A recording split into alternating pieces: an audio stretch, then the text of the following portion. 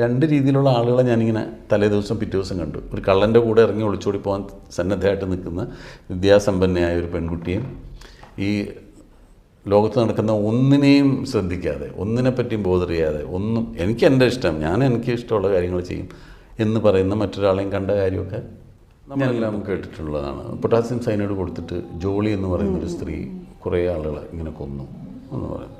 അപ്പോൾ നമ്മളുടനെ എല്ലാവരും കൂടെ ജോലി ചീത്ത വിളിക്കുന്നു, അവർക്കെതിരെ നമ്മളിങ്ങനെ പറയുന്നു. എൻ്റെ വാർത്തകളൊക്കെ വരുന്ന സമയത്ത് ഞാനതിൻ്റെ വേറൊരു വശം ഞാനിങ്ങനെ ആലോചിച്ച് നോക്കും. ഒരു സ്ത്രീ അങ്ങനെ ഇത്രയും ആളുകളെ പൊട്ടാസ്യം സയനൈഡ് കൊടുത്ത് കൊല്ലണം എന്നുണ്ടെങ്കിൽ എന്തായിരിക്കും അവരുടെ മാനസികാവസ്ഥ? വെറുതെ അവരങ്ങനെ എല്ലാവരും കൊന്നിട്ട് അവരുടെ ഡെഡ് ബോഡി കണ്ട് രസിക്കാനല്ലല്ലോ ചെയ്യുന്നത്. അപ്പോൾ അവർക്ക് എന്തായിരിക്കും? അവരങ്ങനെ അത് പ്രേരിപ്പിക്കാനായിട്ട് ഉണ്ടാക്കിയൊരു സന്ദർഭം എന്തായിരിക്കും? എന്നിട്ട് ഞാനിങ്ങനെ വെറുതെ എന്തെങ്കിലുമൊക്കെ ആലോചിച്ചിട്ട് ഞാനിങ്ങനെ വേറെ കുറേ കാര്യങ്ങളെക്കുറിച്ച് വെക്കും.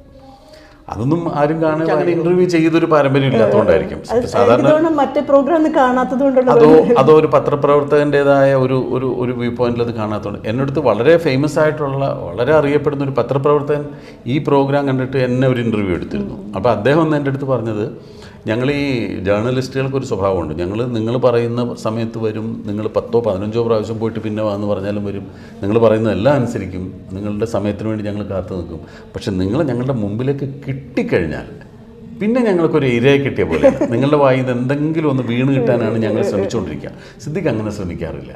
അവർ പറയുന്നതിനൊപ്പം അതിനോടൊപ്പം ഇങ്ങനെ പോകുന്നത് കാണുമ്പോൾ പറയുന്നത് വലിയൊരു ബ്രേക്ക് തന്ന സിനിമയിൽ എല്ലാവർക്കും നല്ലൊരു ബ്രേക്ക് ആയിട്ടുണ്ട്. ബ്രേക്കല്ല, ഒരു ലൈഫ് പിന്നെ തിരിഞ്ഞു നോക്കേണ്ടി വന്നില്ല.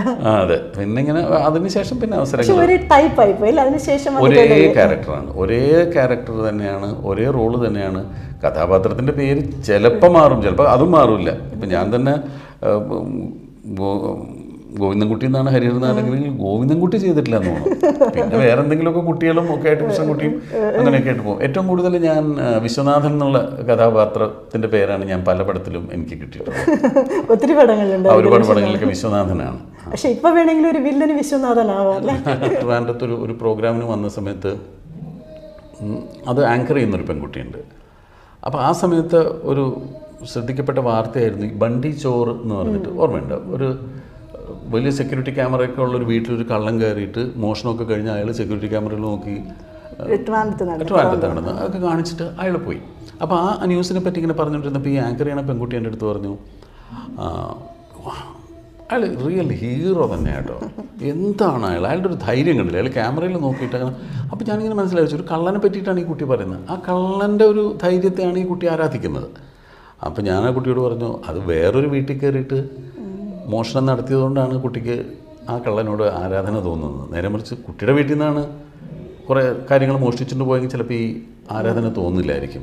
എന്നെ ഞെട്ടിച്ചുകൊണ്ട് ആ കുട്ടിയുടെ മറുപടി, ചേട്ടാ എൻ്റെ വീട്ടിൽ നിന്നായിരുന്നു ഞാൻ ആ കള്ളൻ്റെ കൂടെ എപ്പോൾ പോയെന്ന് ചോദിച്ചാൽ, വിഗിന് നിങ്ങൾ കൊടുക്കുന്ന അത്ര ഇമ്പോർട്ടൻസ് ഞങ്ങൾ കൊടുക്കാറില്ല. ഈ കാണുന്നവർക്കാണ് വിഗ് എപ്പോഴും ഇൻ്റർവ്യൂ ചെയ്യുന്ന ആളുകളൊക്കെ വിഗും മുടിയാണ് കൂടുതൽ, പ്രത്യേകിച്ച് ലേഡീസ്. അവർക്ക് ലുക്സിലാണല്ലോ കാര്യം, അവർക്കെപ്പോഴും നല്ല ലുക്സ് ഉണ്ടാവുക എന്നുള്ളതാണ്. പക്ഷേ എനിക്ക് തോന്നുന്നു തിരിച്ചാണ് തോന്നുന്നത്. എനിക്ക് തോന്നുന്നു ഈ ഒരു രൂപമാണ് ശരിക്കും. അതിപ്പോൾ ഞാൻ ഇങ്ങനെ പറഞ്ഞുകൊണ്ട് പറയുന്നത്. പൊതുവെ ഏത് ഇൻ്റർവ്യൂവറും ആദ്യം ഇതിനെപ്പറ്റിയാണ്, കൂടുതലും മുടിയെപ്പറ്റിയും വിഗിനെ പറ്റിയാണ് അവർക്ക് കൂടുതൽ അറിയേണ്ടത്. അല്ലാതെ ഇതിൻ്റെ ഒരു ആക്ടിങ്ങിനെ കുറിച്ചോ അല്ലെങ്കിൽ ഒരു ക്യാരക്ടർ എങ്ങനെയാണ് നമ്മൾ കൺസീവ് ചെയ്യുന്നത് അല്ലെങ്കിൽ ഒരു ക്യാരക്ടറിനെ എങ്ങനെയാണ് പ്രസൻറ്റ് ചെയ്യുന്നത് എന്നുള്ളതിനെ പറ്റി അവർക്ക് കൂടുതൽ അറിയണം എന്നില്ല.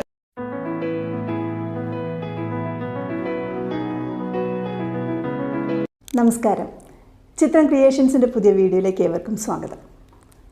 നമുക്ക് എല്ലാവർക്കും പ്രിയപ്പെട്ട സിദ്ദിഖിക്കയാണ് ഇന്നത്തെ നമ്മുടെ അതിഥി. അദ്ദേഹത്തിൻ്റെ പുതിയ സിനിമാ വിശേഷങ്ങളും ഇതുവരെയുള്ള സിനിമാ അനുഭവങ്ങളുമെല്ലാം നമുക്ക് അദ്ദേഹത്തിൽ നിന്നും ചോദിച്ചറിയാം. നമസ്കാരം ഇക്ക.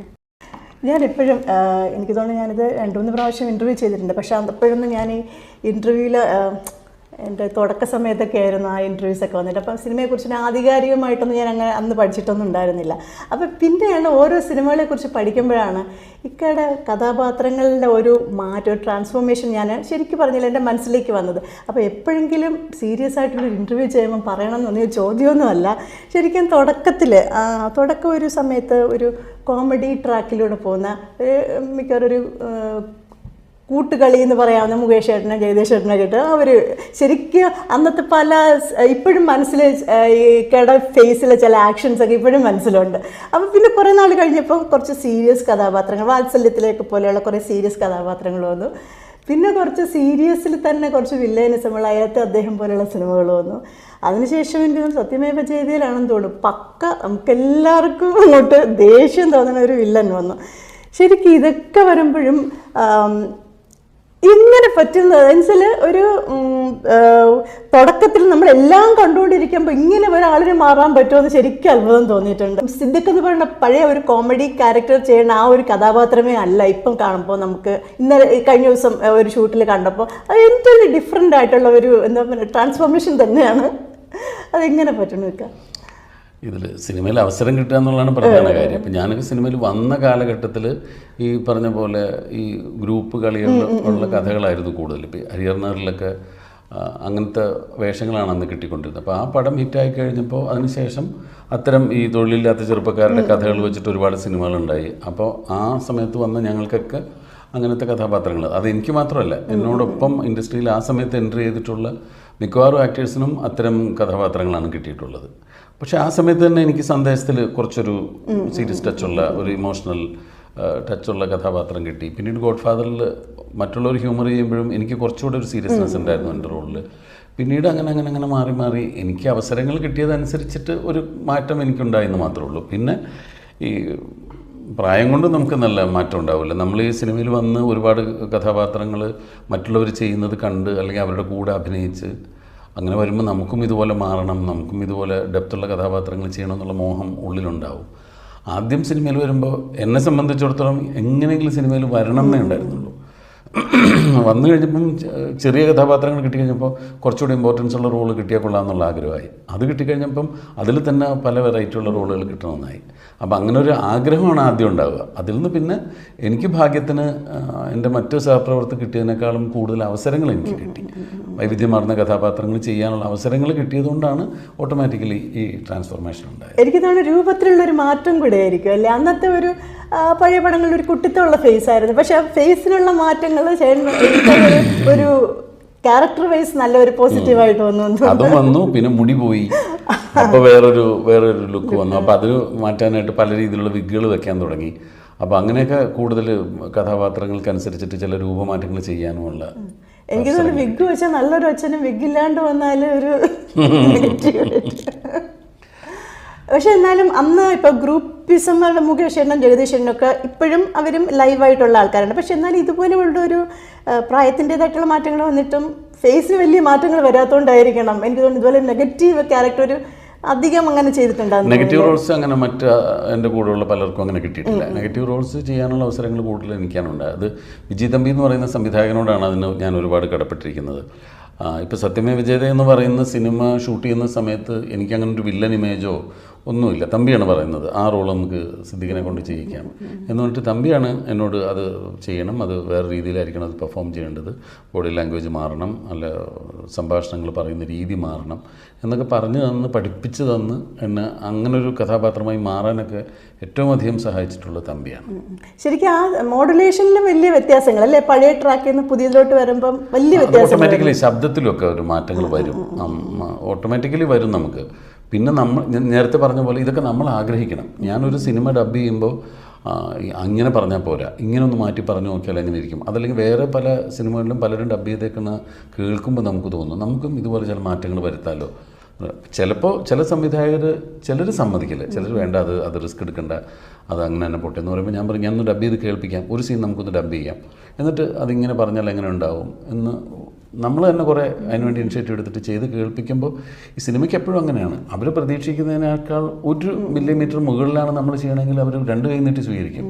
അപ്പോൾ പറയും അത് ചെയ്തോളൂ. പിന്നെ വന്നപ്പോൾ ചില സംവിധായകർ ഞാൻ ഡബ് ചെയ്യാൻ ചെല്ലുമ്പോൾ തന്നെ പറയും നമ്മുടെ നോർമൽ സൗണ്ട് വേണ്ട കേട്ടോ, കുറച്ചൊരു എന്തെങ്കിലും ഒരു ക്യാരക്ടർ അനുസരിച്ചൊരു വേരിയേഷൻ കൊടുക്കണം കേട്ടോ എന്ന് പറഞ്ഞിട്ട് അങ്ങനെ മാറ്റി അതൊക്കെ അങ്ങനെ ചെയ്യാനൊക്കെ ഉള്ള ഒരുപാട് ശ്രമങ്ങൾ നടത്തിയിട്ടുണ്ട്. അതിനുവേണ്ടി ഒത്തിരി പ്രാക്ടീസ്, വേറെ പ്രാക്ടീസ് ഒന്നും നടക്കില്ല, നമ്മളിതിവിടെ വന്നിട്ട് തന്നെ ചെയ്യാൻ പറ്റുള്ളൂ. അതല്ലാതെ സിനിമ അല്ലാത്ത സമയത്ത് പോയിരുന്ന് വേറൊരു പ്രാക്ടീസ് ചെയ്യാനുള്ള വേദിയില്ല. പിന്നെ എനിക്ക് വേറൊരു അവസരം കിട്ടിയിട്ടുള്ളത് എനിക്ക് റേഡിയോ നാടകങ്ങളിൽ അഭിനയിക്കാനുള്ള അവസരങ്ങൾ ഉണ്ടായിട്ടുണ്ട്. ഞാനൊരു 10ഓളം റേഡിയോ നാടകങ്ങൾ അഭിനയിച്ചിട്ടുണ്ട്. അത് ഇതിൽ ഈ സിനിമയിൽ ആക്റ്റീവ് ആയതിനു ശേഷം? അതെ, സിനിമയിൽ ആക്റ്റീവ് ആയതിനു ശേഷമാണ്, അതും 2000-ന് ശേഷമാണ്. 2000-ന് ശേഷം കെ വി ശരത്ചന്ദ്രൻ എന്ന് പറഞ്ഞിട്ട് അവിടെ കൊച്ചിൻ ആകാശവാണിയിലുണ്ടായിരുന്ന ശരത്തിൻ്റെ വളരെ അടുത്ത സുഹൃത്താണ്. അപ്പോൾ ശരത്ത് എനിക്ക് പല പല രീതിയിലുള്ള കഥാപാത്രങ്ങൾ തന്നു. ഒരു നാടകത്തിൽ ഞാൻ മാത്രം 6 ക്യാരക്ടേഴ്സിനും വോയിസ് കൊടുത്തു. അത് റേഡിയോ നാടകത്തിൽ മാത്രമേ നമുക്ക് പറ്റുള്ളൂ. നമുക്കത് സിനിമയിൽ ചെയ്യാൻ പറ്റില്ല. സിനിമയിൽ എങ്ങനെ ചെയ്താലും നമ്മൾ എന്ത് വേഷം കെട്ടി വന്നാലും ആൾക്കറിയാമല്ലോ. നമ്മൾ ഇതല്ല, ഒരു റേഡിയോ നാടകം കേൾക്കുമ്പോൾ ശബ്ദം മാറ്റി മാറ്റി മാറ്റി 6 കഥാപാത്രത്തിനും ചെയ്തിട്ട് അവർ ആ നാടകത്തിൻ്റെ അവസാനം മാത്രമാണ് അനൗൺസ് ചെയ്യുന്നത്. ഇതിൽ അഭിനയിച്ചവരും കഥാപാത്രങ്ങളും ജോബ് സിദ്ദിഖ്, ജോയ് സിദ്ദിഖ്, ഫാദർ പുളിക്കൻ സിദ്ദിഖ് എന്ന് പറഞ്ഞിട്ട് ഇങ്ങനെ അനൗൺസ് ചെയ്യുമ്പോഴാണ് ആളുകൾ അന്നത് വലിയ അപ്രീസിയേഷൻ ആയിരുന്നു. പക്ഷേ എനിക്ക് അങ്ങനെ വന്നാലും നമ്മുടെ ബേസ് വോയിസ് അങ്ങനെ തന്നെ കിടക്കില്ല, അതിലല്ലേ നമുക്ക് എന്തെങ്കിലും ഉണ്ടാവും. പക്ഷെ അത് നമ്മുടേതല്ലാത്ത വോയിസിൽ തന്നെ ചെയ്യാൻ പറ്റും. ഇപ്പം മിമിക്രി ആർട്ടിസ്റ്റുകൾ ചെയ്യുമ്പോൾ ആ ഫേക്കായിട്ട് വോയിസ് മാറ്റാൻ പറ്റും. ഒരു മിമിക്രി ആർട്ടിസ്റ്റ് വന്നിട്ട് മമ്മൂട്ടിയെ ഇമിറ്റേറ്റ് ചെയ്യും പോലെ അല്ലല്ലോ മോഹൻലാലിന്. അതുപോലെ ഒരേ ആൾ തന്നെ കൊച്ചുപ്രേമനെയും മമ്മൂട്ടിയും കാണിക്കും. രണ്ടുപേരുടെയും വളരെ ഡിഫറെൻ്റ് ആയിട്ടുള്ള ശബ്ദങ്ങളാണ്. അങ്ങനെ ചെയ്യാൻ പറ്റും. വോയിസിനൊക്കെ നമുക്ക് മാറ്റിയും മറിച്ചും ഒക്കെ ചെയ്യാം. മിമിക്രിയെ കുറിച്ച് പറഞ്ഞപ്പോഴാണ് ഒരു മിമിക്രി ബാക്ക്ഗ്രൗണ്ട് ഉണ്ട്. ഞാൻ കോളേജിലൊക്കെ പഠിക്കുമ്പോൾ മിമിക്രി കാണിച്ചിരുന്നു. പക്ഷേ പിന്നീട് സിനിമയിലേക്ക് വരുന്നതിന് മുമ്പോ അതല്ലെങ്കിൽ അതൊരു പ്രൊഫഷനായിട്ട് എടുക്കുക. ഇപ്പോൾ ജയറാമൊക്കെ ചെയ്തിരുന്ന പോലെ അവർ കലാഭവനിലൊക്കെ വളരെ പോപ്പുലർ മിമിക്രി ആർട്ടിസ്റ്റുകളായിരുന്നു. ഞാനങ്ങനെ ഒരു പോപ്പുലർ മിമിക്രി ആർട്ടിസ്റ്റ് ആയിട്ടില്ല. കോളേജിലൊക്കെ പഠിക്കുമ്പോൾ ഇത് ചെയ്തത് ഈ അഭിനയത്തോടുള്ള ആഗ്രഹം കൊണ്ടും പിന്നെ ഈ സിനിമയിലേക്ക് കിടക്കാനുള്ള ഒരു ആഗ്രഹം ഇങ്ങനെ ഉള്ളിലുള്ളതുകൊണ്ടും അതിൻ്റെ ഒരു ശ്രമങ്ങളായിട്ട് അങ്ങനെ ചെയ്തിട്ടുണ്ട്. ആ സമയത്ത് ഇപ്പോൾ മമ്മൂക്ക അല്ലാതെ മറ്റാരെങ്കിലും ഇത് മിമിക്രിയിൽ നിന്ന് വന്നിട്ടുണ്ടോ? മമ്മൂക്ക എനിക്ക് തോന്നുന്നു ബേസ് മമ്മൂക്ക ഈ പറഞ്ഞ പോലെയാണ്. തുടക്കകാലത്ത് നാടകത്തിൽ അഭിനയിക്കും, മിമിക്രി കാണിക്കും ഒക്കെ ചെയ്തിട്ടുണ്ട്. എല്ലാം അഭിനയത്തിൻ്റെ ഭാഗമായിട്ട് ചെയ്തിട്ടുണ്ട്. മമ്മൂക്കയും അങ്ങനെ ഒരു പോപ്പുലർ മിമിക്രി ആർട്ടിസ്റ്റായിട്ട് പേരെടുത്ത ആളല്ല. മമ്മൂക്ക അതിൻ്റെ ഒരു തുടക്കകാലത്ത് ഇങ്ങനെ പല സ്റ്റേജിലൊക്കെ മമ്മൂക്ക സ്റ്റേജിൽ മിമിക്രി കാണിക്കുന്നത് ഞാൻ കണ്ടിട്ടൊക്കെ ഉണ്ട്. അങ്ങനെയാണെന്നല്ലാതെ ഒരു വെറും മിമിക്രി ആർട്ടിസ്റ്റ് എന്നുള്ളൊരു രീതിയിൽ മമ്മൂക്ക അങ്ങനെ അങ്ങോട്ട് സ്റ്റാമ്പ് ചെയ്യപ്പെട്ടിട്ടില്ല. ഞാൻ സിനിമയിൽ വരുന്ന സമയത്ത് മിമിക്രിയിൽ പോപ്പുലറായിരുന്ന ആളുകൾ ആലപ്പി അഷ്റഫും കൊച്ചിൻ ഹനീഫയും ഫാസിൽ വേണു, അങ്ങനെ അവരൊക്കെയാണ് നമ്മൾ ഭയങ്കരമായിട്ട് ആരാധിച്ചിരുന്ന മിമിക്രി ആർട്ടിസ്റ്റ്. ഞാൻ എൻ്റെ കാലഘട്ടത്തിൽ തന്നെയാണ്. സിദ്ദിഖ് ലാലും ഞാനൊക്കെ ഒരേ സമയത്താണ്.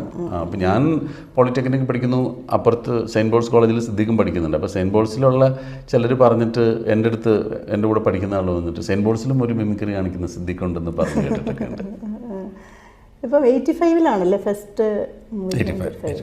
എങ്ങനെയായിരുന്നു അതിലേക്കുള്ളൊരു എൻട്രി? അത് ശ്രീ തമ്പി കണ്ണന്താനമാണ് എനിക്ക് അതിനുള്ളൊരു അവസരം തന്നത്. തമ്പി കണ്ണന്താനവുമായിട്ട് ബന്ധപ്പെട്ട മറ്റൊരാൾ പറഞ്ഞ് എന്നെ പഠിപ്പിച്ചൊരു അധ്യാപകൻ അദ്ദേഹത്തോട് സജസ്റ്റ് ചെയ്തിട്ട് തമ്പി കണ്ണന്താനം എന്നെക്കുറിച്ച് അറിഞ്ഞിട്ട് എന്നെ വിളിപ്പിക്കുകയാണ് ചെയ്തത്. ഒത്തിരി ശ്രമങ്ങൾ നടത്തിയിരുന്നു അതിനു മുന്നേ സിനിമയ്ക്ക്? ഇല്ല, അതിനു മുമ്പ് ഇത് എങ്ങനെ ശ്രമിക്കണം, ഇത് ആരെ പോയി കാണണം, ഈ മദ്രാസിലേക്കൊക്കെ പോയി ഇങ്ങനെയുള്ളൊരു അവസരങ്ങൾ ചോദിക്കാൻ അങ്ങനെയുള്ളൊരു ധൈര്യമൊന്നുമില്ല. അങ്ങനെ ഒറ്റയ്ക്ക് മദ്രാസിൽ പോകാനൊന്നും അറിയില്ല. ഒരു 22-23 വയസ്സ് പ്രായത്തിലൊക്കെ. അപ്പോൾ ആ സമയത്ത് ഞാൻ സൗദി അറേബ്യയിൽ ജോലി ചെയ്യുക. അത് കഴിഞ്ഞ് തിരിച്ച് നാട്ടിൽ വന്നു കഴിഞ്ഞപ്പോഴാണ് ഇങ്ങനെ ഒരു ഓപ്പണിംഗ് കിട്ടുന്നത്. അപ്പോൾ തമ്പി കണ്ണന്താനം എന്ന് പറയുന്ന ഒരാൾ എന്നെ വന്ന് കാണുമെന്ന് പറഞ്ഞിട്ട് ഒരു കത്ത് അയക്കുമ്പോൾ എനിക്ക് ചെല്ലാനൊരു അവസരമായി. അങ്ങനെ ഞാൻ അദ്ദേഹത്തെ കാണാൻ മദ്രാസിൽ ചെന്നു. ഒരു ഫസ്റ്റ് കാഴ്ചയിൽ തന്നെ ഒരു പുതുതായ അവസരം ചോദിച്ചു വന്ന ഒരാളോടെന്ന പോലെയല്ല അദ്ദേഹം എന്നോട് പെരുമാറിയത്. അദ്ദേഹത്തിന് വളരെ അടുപ്പമുള്ള അദ്ദേഹത്തിൻ്റെ ഒരു സുഹൃത്ത് എന്നുള്ള നിലയിൽ തന്നെയാണ് അന്നും പിന്നെ അദ്ദേഹം ജീവിച്ചിരുന്ന കാലഘട്ടം മുഴുവൻ അദ്ദേഹം ആ ഒരു അടുപ്പമാണ് എൻ്റെ അടുത്ത് കാത്തു സൂക്ഷിച്ചിട്ടുള്ളത്. അപ്പോൾ അന്ന് അദ്ദേഹം ശരി എന്ന് പറഞ്ഞാൽ അദ്ദേഹത്തിൻ്റെ പടത്തിൽ ചെറിയൊരു അവസരം തന്നു. പിന്നീട് അദ്ദേഹം പരിചയപ്പെടുത്തിയാണ് ഞാൻ മറ്റ് സിനിമയായിട്ട് ബന്ധപ്പെട്ട ആളുകളെല്ലാം മീറ്റ് ചെയ്യുന്നത്. അത് ആ നേരം അല്പ ദൂരത്തിലാണ് മമ്മൂക്കയുടെ ഓഫീസിൽ വർക്ക് ചെയ്യുന്ന അലക്സ് എന്ന് പറയുന്നൊരു കഥാപാത്രം ചെയ്യുന്നത്. കോമഡി ഒന്നുമല്ല, അത് അങ്ങനെ ഒരു ക്യാരക്ടർ എന്ന് പറയാനേ ഇല്ല, ഒരാൾ അത്രേ ഉള്ളൂ. വന്നിങ്ങനെ മമ്മൂക്ക അടുത്തൊരു കാര്യം പറയുന്നു, അതിലൂടെ മമ്മൂക്കയുടെ വേറൊരു രീതി മനസ്സിലാക്കാൻ വേണ്ടിയിട്ടുള്ളൊരു കഥാപാത്രം എന്നേ ഉള്ളൂ. അതിനകത്ത് അങ്ങനെ ഒരു ഇമ്പോർട്ടൻസ് ഒന്നും ഉണ്ടായില്ല. പിന്നീട് രാജാവിൻ്റെ മകൻ ഷൂട്ടിംഗ് നടക്കുമ്പോഴും എനിക്ക് ചെറിയൊരു അവസരം തന്നു. പക്ഷേ ആ സീൻ രാജാവിൻ്റെ മകനിലില്ല, അത് എഡിറ്റിംഗ് സമയത്ത് അത് റിമൂവ് ചെയ്തു. പിന്നീട് ഭൂമിയിലെ രാജാക്കന്മാരിലൊരു അവസരം തരുന്നു. അവിടെ വെച്ച് ഞാൻ ജോഷി സാറിനെയും ഡെന്നിസിനെയൊക്കെ പരിചയപ്പെടുന്നു. അങ്ങനെ പിന്നീട് എനിക്ക് ന്യൂഡൽഹിയിൽ ഒരു അവസരം കിട്ടുന്നു.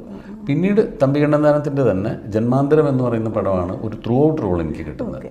അതിൽ അബ്ദു എന്ന് പറയുന്ന കഥാപാത്രം ശ്രദ്ധിക്കപ്പെട്ടു. അത് സിനിമ അത്ര ഒരു സക്സസ് ആയില്ലെങ്കിൽ പോലും ആ കഥാപാത്രം കുറച്ച് ശ്രദ്ധിക്കപ്പെട്ടതുകൊണ്ട് മറ്റ് സിനിമയുമായിട്ട് ബന്ധപ്പെട്ട ആളുകൾ എന്നെ തിരിച്ചറിയാൻ തുടങ്ങി.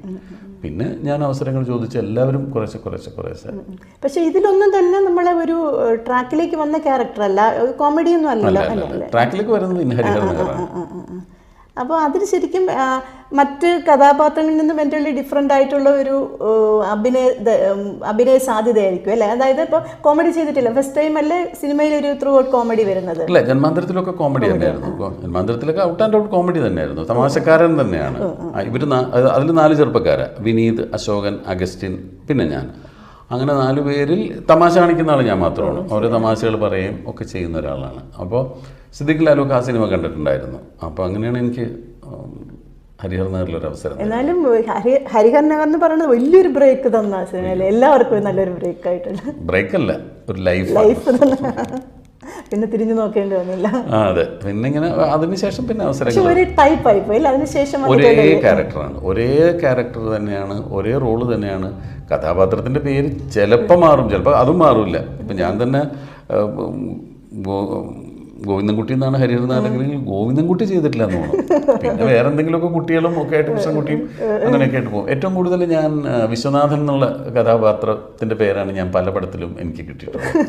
ഒത്തിരി പടങ്ങളുണ്ട്, ഒരുപാട് പടങ്ങളിലൊക്കെ വിശ്വനാഥനാണ്. പക്ഷെ ഇപ്പൊ വേണമെങ്കിൽ ഒരു വില്ലന് വിശ്വനാഥനാവാല്ലേ. ഹരിഹർ നഗർ ആ ഒരു ട്രാക്ക് കഴിഞ്ഞിട്ട് പിന്നെ വന്നതാണ് കുറച്ച് സീരിയസ് കഥാപാത്രങ്ങളും തോന്നുന്നു, അസുരവംശം പോലെയുള്ള സിനിമകളിലേക്ക്. അസുരവംശം, ചൂണ്ട, അങ്ങനെ കുറേ സിനിമകളാണ്. അസുരവംശം, ലേലം, ചൂണ്ട, അതൊക്കെ പിന്നീട് ആ ഒരു കാലഘട്ടത്തിലായിരുന്നു. ഒരു 96, 97, 98 ആ കാലഘട്ടത്തിലാണ് അങ്ങനെ വരുന്നത്. അപ്പോൾ പക്ഷേ ആ ഒരു സിനിമ വന്നതിന് ശേഷം ഈ പഴയ കോമഡി ട്രാക്കിലേക്ക് പോയിരുന്നില്ലേ? എനിക്ക് അല്ല, ഗോഡ് ഫാദറൊക്കെ വന്നപ്പോൾ പിന്നെ അങ്ങോട്ട് തിരിഞ്ഞു പോയി തോന്നുന്നു. അല്ല, ഗോഡ് ഫാദർ അതിന് മുമ്പ്. ഗോഡ് ഫാദറൊക്കെ 92, 93 കാലഘട്ടം. 92-ലൊക്കെയാണ് 91 ആണ്. 90-ലാണ് ഹരിഹർ നഗർ, 91-ലാണ് ഗോഡ് ഫാദർ വരുന്നത്. അതിനുശേഷം പിന്നീട് കുറേ കഥാപാത്രങ്ങൾ ഹ്യൂമർ ഓറിയൻറ്റഡ് ആയിട്ടുള്ള ക്യാരക്ടേഴ്സ് ചെയ്തു. പിന്നീട് അസുരവംശത്തിനാണ് കുറച്ചൊരു ഇമോഷണൽ ടൈപ്പ് റോള് കിട്ടുന്നത്. പിന്നീട് ലേലം വന്നപ്പോഴും അത്തരം ഒരു ഇമോഷണൽ ടച്ചുള്ള റോളായിരുന്നു. അതൊക്കെ എത്തിയപ്പോഴേക്കും 98, 99, 2000-ലാണ് സത്യമേവ ജയതേ അഭിനയിക്കുന്നത്. അതിനകത്താണ്, അതുകൊണ്ട് മിലേനിയം എന്നുള്ള പാട്ടൊക്കെ ഉണ്ടായിരുന്നു. 2000-ലാണ് ആ സിനിമ. അതാണ് ഒരു പെട്ടെന്ന് ബ്രേക്ക്. ഓക്കെ, അതിനുശേഷം പിന്നെ എനിക്ക് തോന്നുന്നു കോമഡി ടൈപ്പ് വളരെ കുറവായിരുന്നു, ഇല്ലെന്ന് തന്നെ പറയാം. ചോട്ടാ മുംബൈ ഒഴികെ, ചോട്ടാ മുംബൈ മാത്രമേ ഉള്ളൂ. അതുവരെ ഹ്യൂമറസ് ആയിട്ടുള്ള കഥാപാത്രങ്ങൾ ചെയ്തിട്ടേ ഇല്ല. അതിനുശേഷം പിന്നെ എനിക്ക് തോന്നുന്നു വിഗ് പൂർണ്ണമായിട്ട് മാറ്റിയെന്ന് തോന്നുന്നു. വളരെ കുറച്ച് മാത്രമേ വിഗ് വെച്ചിട്ടുള്ളൂ, ബാക്കിയെല്ലാം നമ്മൾ ഒറിജിനൽ. ഇല്ല, വിഗൊക്കെ വെക്കാറുണ്ട്. വിഗൊക്കെ ക്യാരക്ടേഴ്സിന് ഇപ്പോഴും ക്യാരക്ടർ ആവശ്യപ്പെടുന്നെങ്കിൽ വിഗ് വെക്കുമ്പോൾ, അല്ലെങ്കിൽ മൊട്ടത്തലടിക്കും. ഏതാണ് ആ ക്യാരക്ടറിന് കുറച്ചൊരു ഒരു ലുക്ക് കിട്ടുന്നതെന്ന് ഇങ്ങനെ ഡയറക്ടറുമായിട്ട് ആലോചിച്ചിട്ട് ചെയ്യും. വിഗിന് നിങ്ങൾ കൊടുക്കുന്ന അത്ര ഇമ്പോർട്ടൻസ് ഞങ്ങൾ കൊടുക്കാറില്ല. ഈ കാണുന്നവർക്കാണ് വിഗ് എപ്പോഴും ഇൻ്റർവ്യൂ ചെയ്യുന്ന ആളുകളൊക്കെ വിഗും മുടിയാണ് കൂടുതൽ, പ്രത്യേകിച്ച് ലേഡീസ്. അവർക്ക് ലുക്സിലാണല്ലോ കാര്യം. അവർക്കെപ്പോഴും നല്ല ലുക്സ് ഉണ്ടാവുക എന്നുള്ളതാണ്. പക്ഷേ എനിക്ക് തോന്നുന്നു തിരിച്ചാണ് തോന്നുന്നത്. എനിക്ക് തോന്നുന്നു ഈ ഒരു രൂപമാണ് ശരിക്കും. അതിപ്പോൾ ഞാൻ ഇങ്ങനെ പറഞ്ഞുകൊണ്ട് പറയുന്നത്. പൊതുവെ ഏത് ഇൻ്റർവ്യൂവറും ആദ്യം ഇതിനെ പറ്റിയാണ്, കൂടുതലും മുടിയെ പറ്റിയും വിഗിനെ പറ്റിയാണ് അവർക്ക് കൂടുതൽ അറിയേണ്ടത്. അല്ലാതെ ഇതിൻ്റെ ഒരു ആക്ടിങ്ങിനെ കുറിച്ചോ അല്ലെങ്കിൽ ഒരു ക്യാരക്ടർ എങ്ങനെയാണ് നമ്മൾ കൺസീവ് ചെയ്യുന്നത്, അല്ലെങ്കിൽ ഒരു ക്യാരക്ടറിനെ എങ്ങനെയാണ് പ്രസൻറ്റ് ചെയ്യുന്നത് എന്നുള്ളതിനെ പറ്റി അവർക്ക് കൂടുതൽ അറിയണം എന്നില്ല. നമുക്ക് ഇതൊരു ക്യാരക്ടർ ട്രാൻസ്ഫോർമേഷൻ ഇതൊരു വലിയ ഘടകമാണെന്ന് തോന്നുന്നു അല്ലേ? എനിക്ക് പറയാൻ പറ്റില്ല. അതല്ല കൂടുതൽ ശ്രദ്ധിക്കപ്പെടുന്നത്. അത് ചിലപ്പോൾ നമ്മളൊരു ഉള്ള പ്രായത്തേക്കാൾ കുറച്ച് കാണിക്കാനോ അല്ലെങ്കിൽ കൂട്ടി കാണിക്കാനോ ഒക്കെ വേണ്ടി, ഇത് ഞാൻ മാത്രമല്ല എല്ലാവരും ഉപയോഗിക്കുന്നതുമാണ്. ഇപ്പം പുതിയ പടങ്ങൾ ഏതൊക്കെയാണ്? ഇപ്പം ജമാലിൻ്റെ പുഞ്ചിരി എന്ന് പറയുന്ന സിനിമയാണ് ഇപ്പോൾ ഷൂട്ട് ചെയ്തുകൊണ്ടിരിക്കുന്നത്. അത് ഇന്ദ്രൻസാണ് അതിനകത്ത് സെൻട്രൽ കഥാപാത്രം ചെയ്യുന്നത്. ഞാനതിനകത്തൊരു സേട്ടു എന്ന് പറയുന്ന ഒരു വേഷമാണ് ചെയ്യുന്നത്. ഞാനൊരു ആ ഒരു കൈൻഡ് ഓഫ് ക്യാരക്ടേഴ്സ് ഞാൻ ചെയ്തിട്ടില്ല, അല്ലെങ്കിൽ ഒരു സേട്ടു എന്നൊക്കെ പറഞ്ഞിട്ട്. അതിനും ഒരു ക്യാരക്ടറിൻ്റെ സ്വഭാവം എനിക്കങ്ങനെ റിവീൽ ചെയ്യാൻ പറ്റില്ല. എങ്കിൽ പോലും എനിക്ക് ചെയ്യാൻ വളരെ ഒരിഷ്ടം തോന്നിയ ഒരു കഥാപാത്രം, ഒരു ത്രൂ ഔട്ട് റോളൊന്നും അല്ല, പടത്തിൻ്റെ ഒരു ഘട്ടത്തിൽ മാത്രം വന്നു പോകുന്നൊരു കഥാപാത്രമാണെങ്കിൽ പോലും ഞാനത് വളരെ ഇൻവോൾവ് ചെയ്ത് അഭിനയിച്ചൊരു കഥാപാത്രമാണ്. ആ കഥാപാത്രത്തിൻ്റെ ഒരു ഡയമെൻഷൻ എന്ന് പറയുന്നത് അയാളുടെ ഭാഗത്ത് നിന്ന് നോക്കിക്കഴിഞ്ഞാൽ അതിനകത്ത് ഒരുപാട് ന്യായമുണ്ട്. ഇപ്പോൾ ചില സിനിമയിൽ ഇപ്പോൾ വില്ലൻ എന്ന് പറഞ്ഞാൽ എവിടെ നിന്ന് നോക്കിയാലും വില്ലനാണ് അല്ലേ? നമ്മൾ എങ്ങനെ കണ്ടാലും ഇപ്പോൾ വീട്ടിൽ വന്നിട്ട് ഭാര്യയും കുഞ്ഞിനെയും ഉപദ്രവിക്കുന്ന ഒരാൾക്ക് അയാളുടെ ആംഗിളിൽ അത് ശരിയാണെന്ന് പറയാൻ പറ്റില്ല നമുക്ക്. അത് അയാളുടെ ആംഗിളിലും ശരിയല്ല, അയാൾ ചെയ്യുന്നത് തെറ്റ് തന്നെയാണ്. അതേസമയത്ത് ഇപ്പോൾ ഒരു റിവഞ്ച് ചെയ്യുന്നത് സിനിമയിലെ നായകനാണെങ്കിൽ അത് ശരിയും വേറൊരാൾ ചെയ്യുകയാണെങ്കിൽ തെറ്റാണെന്ന് നമ്മൾ പറയും. അങ്ങനെയല്ല, അത് അയാളുടെ ഭാഗത്തു നിന്ന് ന്യായം ഉണ്ടാവും. അതല്ലെങ്കിൽ വഴിയിൽ വെച്ചിട്ട് അയാൾ ചിലപ്പോൾ ഒരാളെ കത്തിയെടുത്ത് കുത്തുന്നതിന് അയാൾക്ക് അയാളുടേതായ ഒരു ന്യായം കാണുമായിരിക്കും. ഇതിൽ ത്രൂ ഔട്ട് ക്യാരക്ടർ അല്ല എന്ന് പറഞ്ഞല്ലോ, അപ്പോൾ എന്നാലും കഥാപാത്രത്തിന് അതിൻ്റെതായിട്ടുള്ള ഇമ്പോർട്ടൻസ് കഥയിൽ ഉള്ള ഒരു ക്യാരക്ടർ തന്നെ. കഥയുടെ ഒരു കീ റോള് തന്നെ. അത് ചില സിനിമയിൽ നമുക്കിപ്പം ഒരു സീൻ ഉണ്ടാവുള്ളൂ, പക്ഷെ അത് വളരെ ക്രൂഷ്യൽ സീനായിരിക്കും. എല്ലാവരും ഓർത്ത് നോക്കി. ഇപ്പം ഞാൻ ആൻമരിയ കലിപ്പിലാണെന്ന് പറയുന്ന സിനിമയിൽ ഞാൻ ആകെ 3 ദിവസമാണ് അഭിനയിച്ചിട്ടുള്ളത്. 40-45 ദിവസം ഷൂട്ട് ചെയ്തൊരു സിനിമയിൽ ഞാൻ 3 ദിവസം അഭിനയിച്ച കഥാപാത്രം ഏറെ ശ്രദ്ധിക്കപ്പെട്ടു. അത് ആ സിനിമയിൽ ആ കഥാപാത്രത്തിനുള്ള ഇമ്പോർട്ടൻസ് കൊണ്ടാണ്. ഓഫ് കോഴ്സ് പിന്നീട് നമുക്ക് നമ്മുടെ പെർഫോമൻസും എല്ലാം കൂടെ അത് കുറച്ചും കൂടെ അത് ഹൈലൈറ്റ് ചെയ്യപ്പെടുമ്പോൾ അപ്പോഴാണ് ഒരു ആക്ടർ എപ്പോഴും ശ്രദ്ധിക്കപ്പെടുക. നമ്മൾ പല സിനിമകൾ കണ്ടു, ഒരുപാട് സിനിമകളിൽ അഭിനയിച്ചു. ചില സിനിമകൾ നമ്മൾ വരും പോവും, ചിലപ്പോൾ ത്രൂ ഔട്ട് റോളായിരിക്കും. അങ്ങനെ ശ്രദ്ധിക്കപ്പെടണമെന്നില്ല.